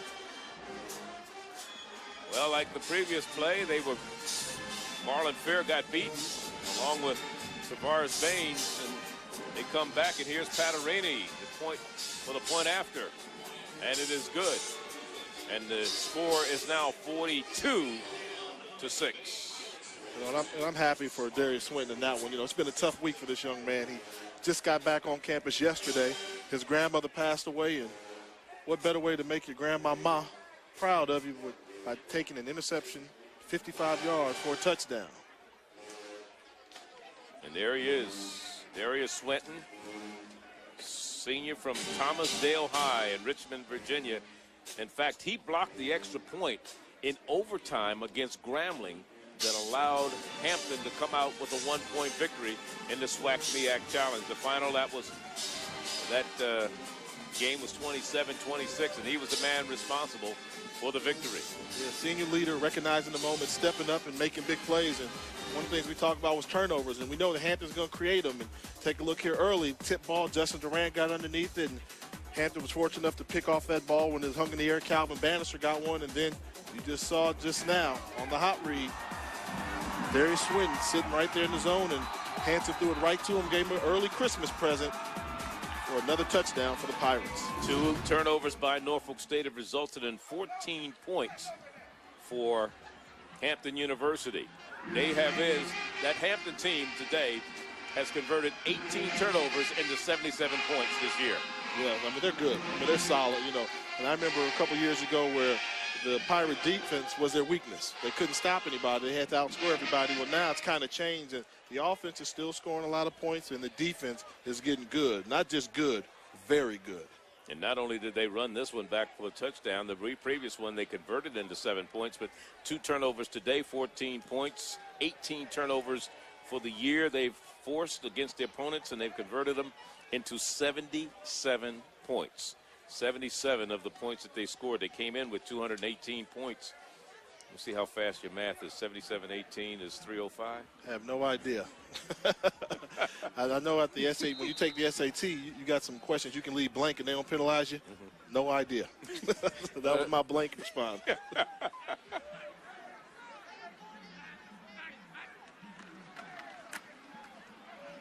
There's Darryl Jones. Look at him. Oh, Charlie. Who did he just run over? That's what I want to. I'm not worried about who made the tackle. Who was that he ran over? Mallory? Oh, was it Jermaine Mallory, the architect? Whoa. Oh, my. Just look at this. One-on-one, man-on-man. Oh, no. I mean, and Mallory put his shoulder into him, but he just was not going to slow down that diesel. That should be illegal. He's using premium unleaded in that diesel. That's what the problem I'm going to tell you what I like on that last play. Yeah, he's using that type of gas, but on that last play, Darius Swinton got in there. He said, I don't want any of that heat. I'm going to tackle his ankles. Hey, that's a smart man. You live to tell about it. You know, I feel sorry. Feel sorry for Mallory because, you know, the thing that's going to hurt more than the blow itself is when you're watching film on Monday. Right, yeah. And the coaches rewind that back, and then another player is going to be smart and say, show it to us one more time, Coach. Yeah, you don't want to get hit like that too often. Here he is again, close to another first down, out to about the 30-yard line. Is Darryl Jones, stopped this time by Swinton. I guarantee you Swinton tackled his ankles again, but watching Jones, it's been on my mind. I've seen this running style before, and it's not quite Bettis. It's not Bettis, but he reminds me of a Craig Hayward. Remember old Ironhead Hayward? Yeah. Big guy, 270 pounds with quick feet, and could make you miss and get physical with you. How about Earl? Say what? How about Earl? Earl Campbell? See, I don't remember Earl Campbell playing, barely. I remember Dan Pasquarini as quarterback, but Earl Campbell as well. And I think Earl's a little bit quicker, and Earl wasn't 270 pounds. He was close to it. He was up there. And they had another guy named Cookie Gilchrist. You probably don't, like I said, you don't remember these guys. You know, you're too young. Here's Salmons out there, and he has to catch. First down at the 25 of Hampton University. What a play and what a pass from the quarterback Casey Hansen to Emery Salmons. You know, what I like here is when this ball leaves Hansen's hands, Salmon kicks into another gear. Look at him go chase that ball out of the air. It was overthrown, but he realized the importance of the situation, and watch him turn on the jets. He's going to go get this ball nowhere in your picture, but dives in there to make a spectacular catch. 46 yards on the catch and the play. That's 2 long bombs today for the quarterback, Casey Hansen. He's hit 2 40-plus yard passes today. If he could just be consistent with it, I guess Norfolk would be in the ball game. 11:35 to go. Here's a pass out in the flat and a good move by Callahan, and Callahan is knocked out of bounds by Swinton. One of the things we talk about, it's tough to defend a team that can throw the football, and if they can ever develop a chemistry in the passing game, I mean, it all starts with the trigger man. You got to have a guy underneath the center that can throw the football, and at times Hansen has shown the ability to do that very well. Now the next piece becomes, can he get consistent? Can he do it week in and week out? And I think he's got to grow. I mean, keep in mind, he's only been working with these guys for 2 months now total. He wasn't even here for the spring. For spring football, right. So they've got something to grow on, and that's all you can ask for Coach Adrian. And what's so nice about it is he's back next year. Got another year, and I think he's going to be a force. There he goes. There's Darryl Jones taking people with him. Man, I like watching him run. He's like a tank going down the freeway in rush hour. He's just leaving cars in the way. It's like you're playing a video game and they're just bouncing off of him. First guy's not getting him. You can touch him all you want, but he's going to keep Get going. away from me. Twisting and turning. Get your hand off my shirt. You like him. He likes to get physical, huh? As they say down south, he likes to mix it up a little bit. Yes, he does. DJ, Darryl Jones, Fork Union, went to Hermitage High in Norfolk. 2 games over 100 yards last year. In fact, he had 143 yards and a touchdown against Hampton. If you remember a year ago, even though they lost that ball game, he had a pretty big game. Yeah, he was the one bright spot. You know, during the conference calls during the week, my first question to Coach Adrian was, are you going to run the big fella? And he said, yeah, we got some other things we got to try and do first by throwing the football, but Darryl Jones, look at that. I think he's just a guy that gets up for playing Hampton. He must. 143 yards last year, even though Hampton dominated that game a year ago. He's been the bright spot for the Spartans so far today. Hansen in trouble. He got held. The defender got held, but no flag. Did you see that? I saw that. He was holding all the way, but that's going to go down as a sack. Right. You know, there's no way that should be a sack. It should be a hold. I mean, it should be a hold. But the decision-making, he had all this time. Look, 1, 2, 3. It's not there. Get rid of the football. Okay, you're going to leave the pocket. Look, nothing there. Get rid of the football again. You can't stiff arm and you can't outrun anybody. You got to know when to get rid of the football because, you know, fortunately they have a good kicker, but that would be 3 points off the board taking a sack that deep. And that was a 4th down play, so the ball is turned over on downs.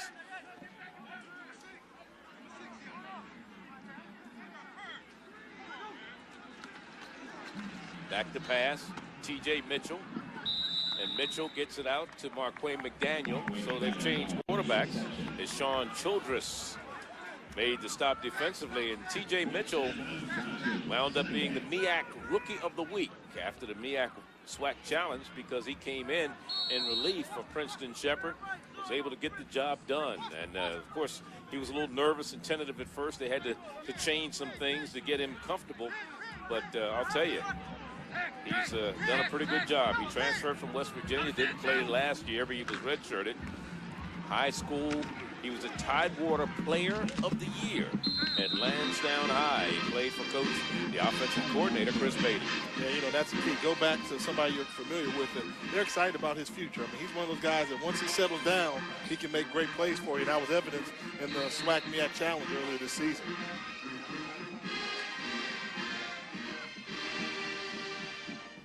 One thing to look for in his growth, that 45% completion ratio, once he starts to become more comfortable with the offense and how they do things, that'll go up. You don't expect him to do 70% like Princeton Shepherd, but when your backup quarterback, you want a guy that can give you a spark, and if you need him, can guide you to victory. And he's got a little play action going here, and he gets a little swing pass out in the flat. And the pass is complete to Faulkner. Dante Anderson on the stop. And let's look at TJ at the MEAC SWAC Challenge. Yeah, after getting off to a rough start there, you see Prince Shepard was out there doing what he does, making people miss all day long. But it was so hot and humid, he caught body cramps. Had to leave the game. You bring in TJ Mitchell, and this is for a key touchdown throw right there. He got knocked around a little bit, but you see the signal. We threw the touchdown to send the game in overtime, and this was the grab, the touchdown throw to Beverly to win it as the MEAC held on to their title as the MEAC SWAC champions. Yeah, we're going to get a false start against Hampton University. Starting to get some substitutions in there. To the snap, we have false start, number 81, 5-yard penalty, steal, first down. Andre Jones was guilty. 4 different receivers have caught passes today for Hampton University. Marquay McDaniel, 6 receptions, 115 yards, 3 touchdowns. Andre Jones, 4 receptions. Peyton, 2 out of the backfield, and Derek Faulkner also 2. There's TJ going up strong to Gilchrist. Gilchrist in and out of his hands. Covered strongly by Don Carey. Looked like he should have had it. Yeah, it was. That was a good throw. They're bringing the blitz in. Mitchell doesn't seem to be fazed by it. Stood tall in the pocket and delivered a strike. The blitz in. Look at Coleman with the block. I like the pickup on the blitz protection. One-on-one downfield, and that ball should have been called in there, but you can't ask TJ Mitchell to make a much better throw than he did there. Of course, those 2 young men played for Coach Chris Beatty at Lansdowne High, so they know each other pretty well in terms of quarterback receiver. And it'll bring up 3rd down. Horton on the stop defensively, big number 70 there. Charlie, you know, you've been around Lorenzo High. You've been around these games for quite a while. And, you know, we talk about the key for Hampton now is judged by how they do in the postseason. Let me get your take. What's it going to take for Hampton to compete for a national championship on the 1AA level? Well, what Coach Taylor talks about is the more you're there, the more experience you have, the more you understand. And this is, if any time is going to be their time, it's got to be this year with the number of seniors that they have on this particular ball team. You know, that's going to be very, very important because, like you said, they have gone to the postseason for a number of years, but they have not been successful when they've gotten there. You know, they lost to Youngstown State in '97. They lost to UConn in '98. They lost to William and Mary in '04. They lost to Richmond last year, 38-10. And, you know, with the more you're there, and especially with the 27 seniors he has, 17 of which started last year, they know what it's like to be in that position, and maybe they've learned how to win. You know, it's one thing to win, but learning how to enjoy it and take it to the next level. But I will ask you this question, though. We've seen them for a while. I don't think this is Hampton's best team. I think that best team was the one that had Jerome Mathis, and they lost by 7. Right. So that being the case, we know this is probably Hampton's 2nd or 3rd best team they've sent to the playoffs. Do you think they can rise up to the occasion? Well, I mean, you know, they're going to have to, you know, in order to be successful. And one of the things that some of the HBCUs are guilty of is not performing at peak efficiency when they get that opportunity. And this is one of the things they're going to have to do. And here, again, a fake punt there. Oh, no, quick kick, I guess. A busted play. A busted play. Call it what you like. There's Mr. Jamal Blanchard, the freshman, and we'll be back. 6:19, the time remaining in the 4th quarter here at Hampton at this Battle of the Bay, the 44th edition. Hampton leading decisively 42-6 and 22-20. Of course, Hampton moving another step closer to making that a 500 series. And Norfolk has lost 8 of the last 9, and after today, you can add 9 of the last 10 unless they can score 36 points here in the last 6 minutes. I've seen a lot of points scored, but I don't know if I've seen 35 scored in 6 minutes. Joe Taylor.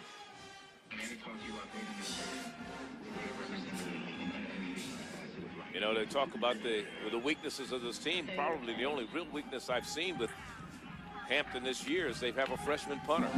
And he exhibited that on the last play as Branch is on the carry that time before Swinton made the stop defensively. D'Angelo Branch, just 6 yards rushing a week ago against South Carolina State. 75 so far this year, this week rather.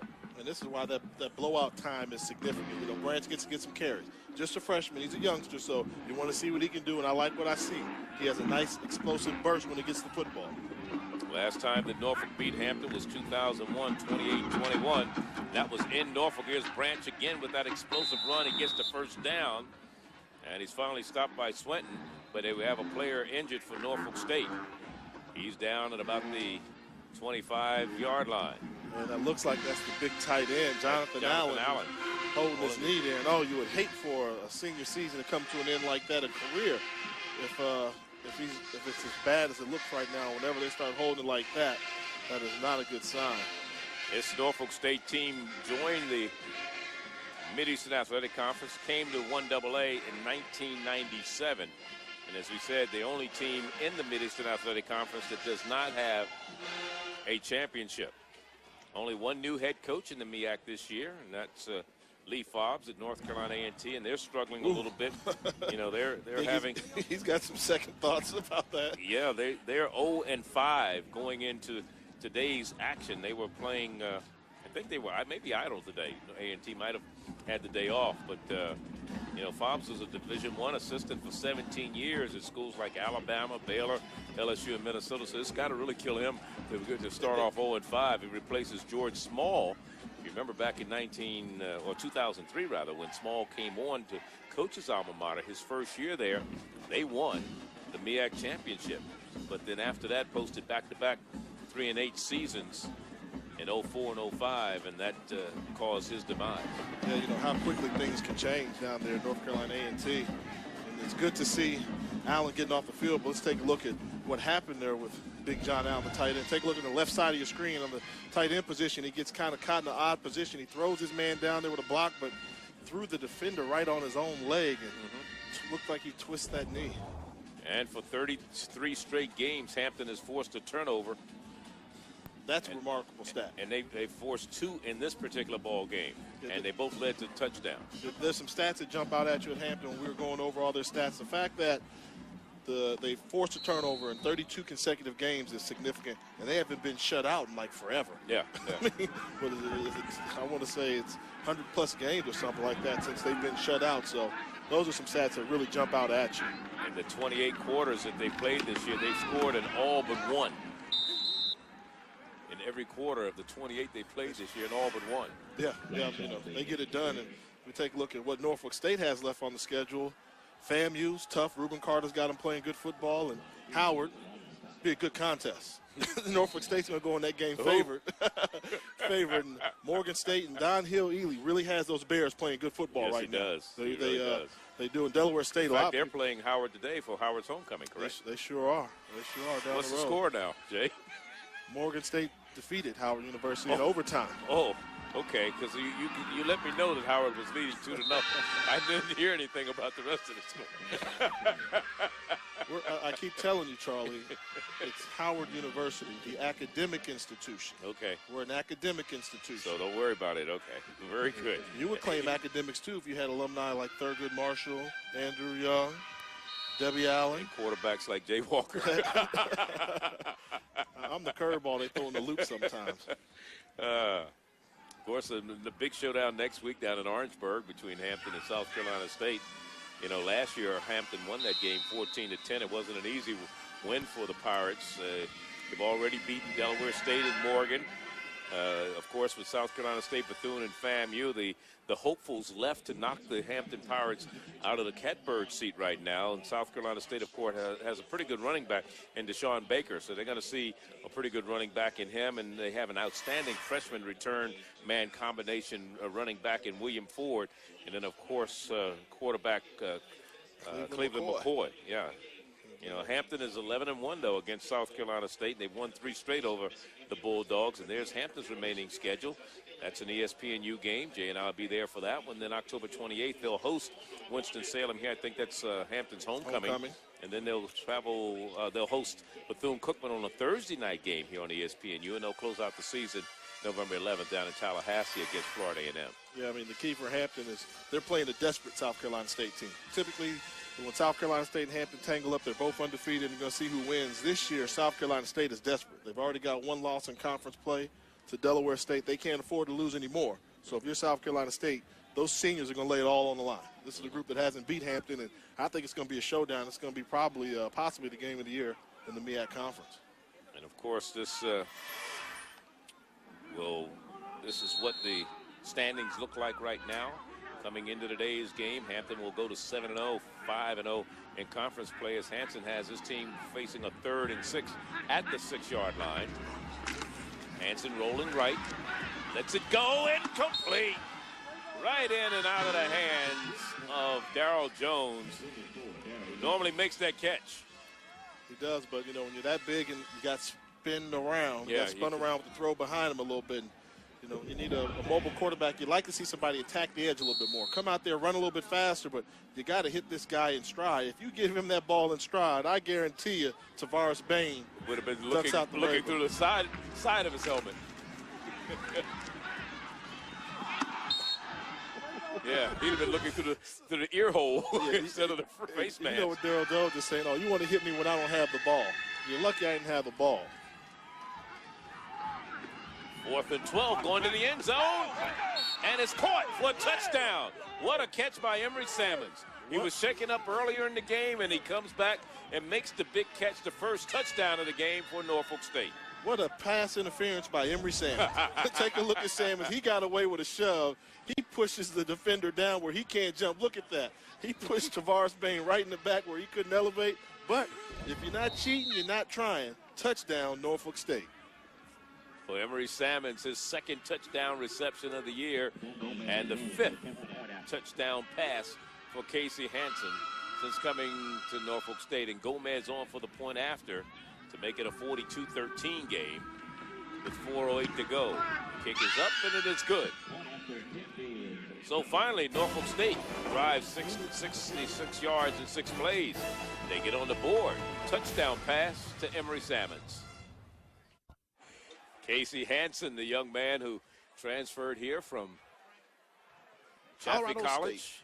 That's right, he did stop at Chaffee Yeah, first. he was 2 years at Colorado State, redshirted his freshman year, played his sophomore year, threw 1 pass that year. That was in 04. Wasn't heavily recruited coming out of junior college, despite having a pretty good season last year. 311 passes he threw, completed 180 of them for 2,400 yards, 23 touchdowns, and in fact threw for almost over 350 yards in 1 game.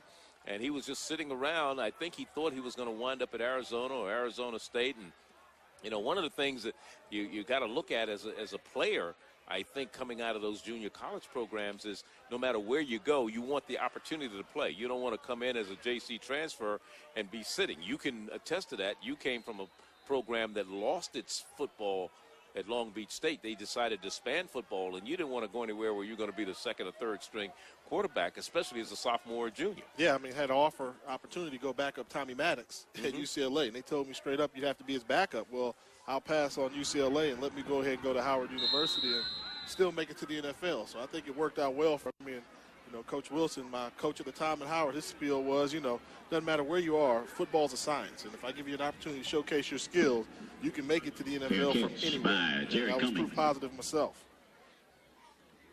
So that's why you see Casey Hansen on the Norfolk State campus, because he went somewhere where he could play right away. Yeah, I mean, there was another kid down at FAMU a couple years ago, transferred in there from FAMU, and he actually went to the NFL Combine and got a shot. So it's all about numbers. If you put up good numbers and you win football games, you know, NFL is looking for quarterbacks if you can throw it. Now, in his case, he needs to work on that 40-yard dash time a little bit, because we've got some fast linebackers and DBs in this conference. From their own 28, Hampton leading it 42-13. T.J. Mitchell with the pass on the outside and has it complete. And it's Derek Faulkner on the reception. Faulkner with the big catch today. And take a look at Mitchell here. You see him on the bootleg outside the pocket on the run, throwing a dart, and Faulkner does a good job going down and getting that ball. That right there is an undefensible play there. You can't defend it. It is 1st down and 10. 3:35 to go. TJ in trouble, and he is sacked. Must have some new linemen in there, huh? No, that's his fault. You know, that's one of those things where Bill Parcells used to tell us as a quarterback, if you get hit, you deserve to get hit. They're bringing outside linebackers from both sides, and if you don't see it coming, you know, that's kind of your responsibility to know we're leaving that man unblocked. He was supposed to get rid of the ball quickly. He didn't. So it's like getting a spanking from your parents when you're young. Mm-hmm. You know, he took the spanking. Got caught with his hand in the candy jar. There you go. 2nd and 16. Growing pains, and hopefully he'll learn from it. Make it, 2nd and about 16, 17. And trying to bounce to the outside is Beverly on the carry. Azru was the man on the stop defensively for the Spartans of Norfolk State. A strong safety, number 9.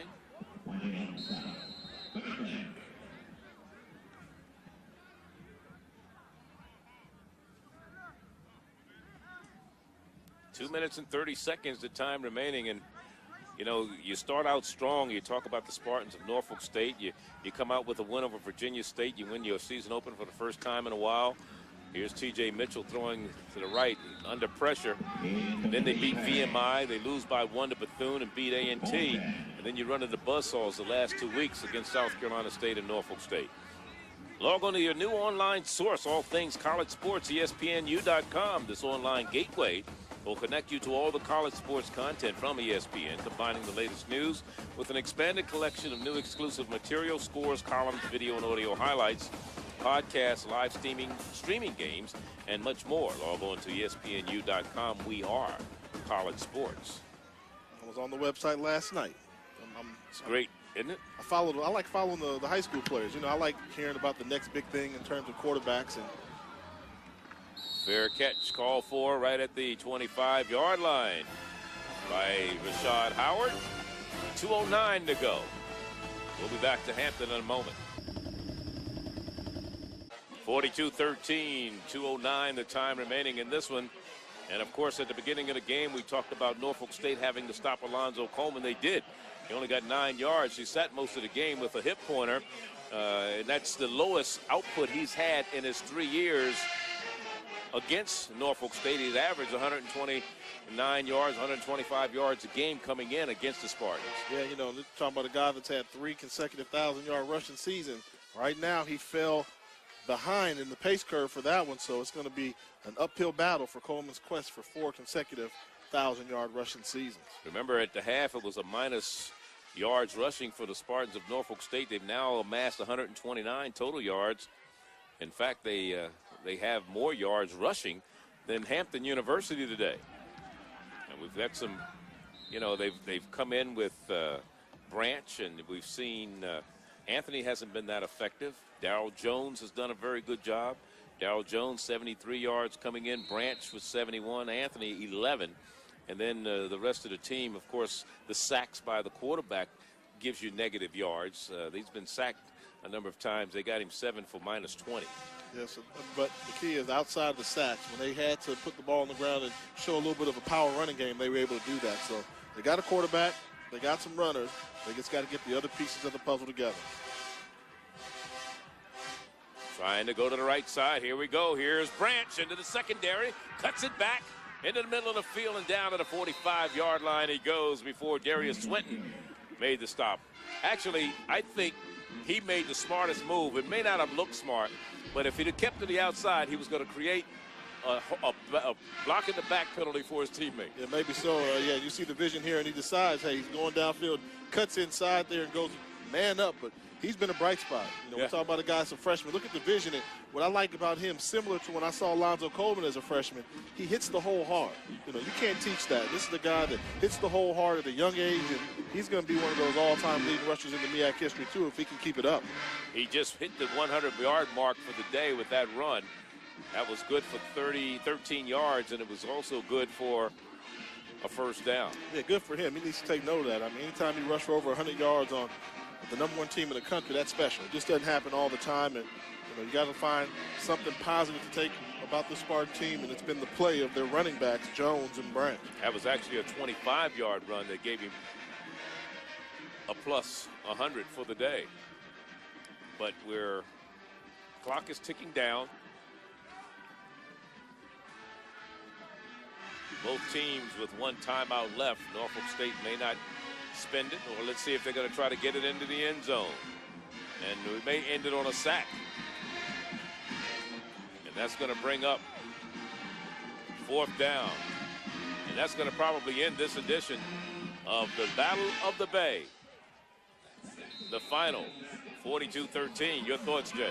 Well, I mean, Norfolk State, we know they can win the game they're supposed to. They still got another hurdle to climb if they want to move into the upper echelon of teams in the MEAC conference. But the future's bright. They're getting the nucleus in place. They've got a lot of improvement to do, but I think Coach Adrian's doing a good job overall. He certainly is. Of course, Beverly with a 29-yard run got the scoring off. Gomez hit a pair of field goals, and it was 7-6 for Norfolk State. Shepard hit 4 straight touchdown passes. McDaniel caught 3 of them. Jones caught 1. Swinton with a 57-yard interception return, and Hanson a touchdown pass accounted for the scoring. Final score, Hampton 42, Norfolk State 13. Up next, Sports Center U. For more information, log on to your new home for the finest in college sports, ESPNU.com. This has been a presentation of ESPN, the worldwide leader in sports. For Jay Walker and our entire ESPNU crew, Charlie Neal saying so long from Armstrong Stadium in Hampton, Virginia, where the Pirates, 12th ranked in the nation, were victorious 42-13 over Norfolk State. Back for a bowl game appearance, and at least can finish out on a strong note. But his injuries are raised eyebrows in the NFL. Durability concerns are now a problem with him, and I don't think there's anything you can question about that. All right, Sooners fans upset, and so are Missouri Tigers fans. Playing in College Station, Stephen McGee hits Chris Alexander. Aggies up 17-14. And then the snap goes through Stephen McGee's hands into the end zone. McGee falls on it for a safety. Mizzou up 19-17. But back come the Aggies. Dennis Franchione, last couple of years hasn't had a lot to cheer about, but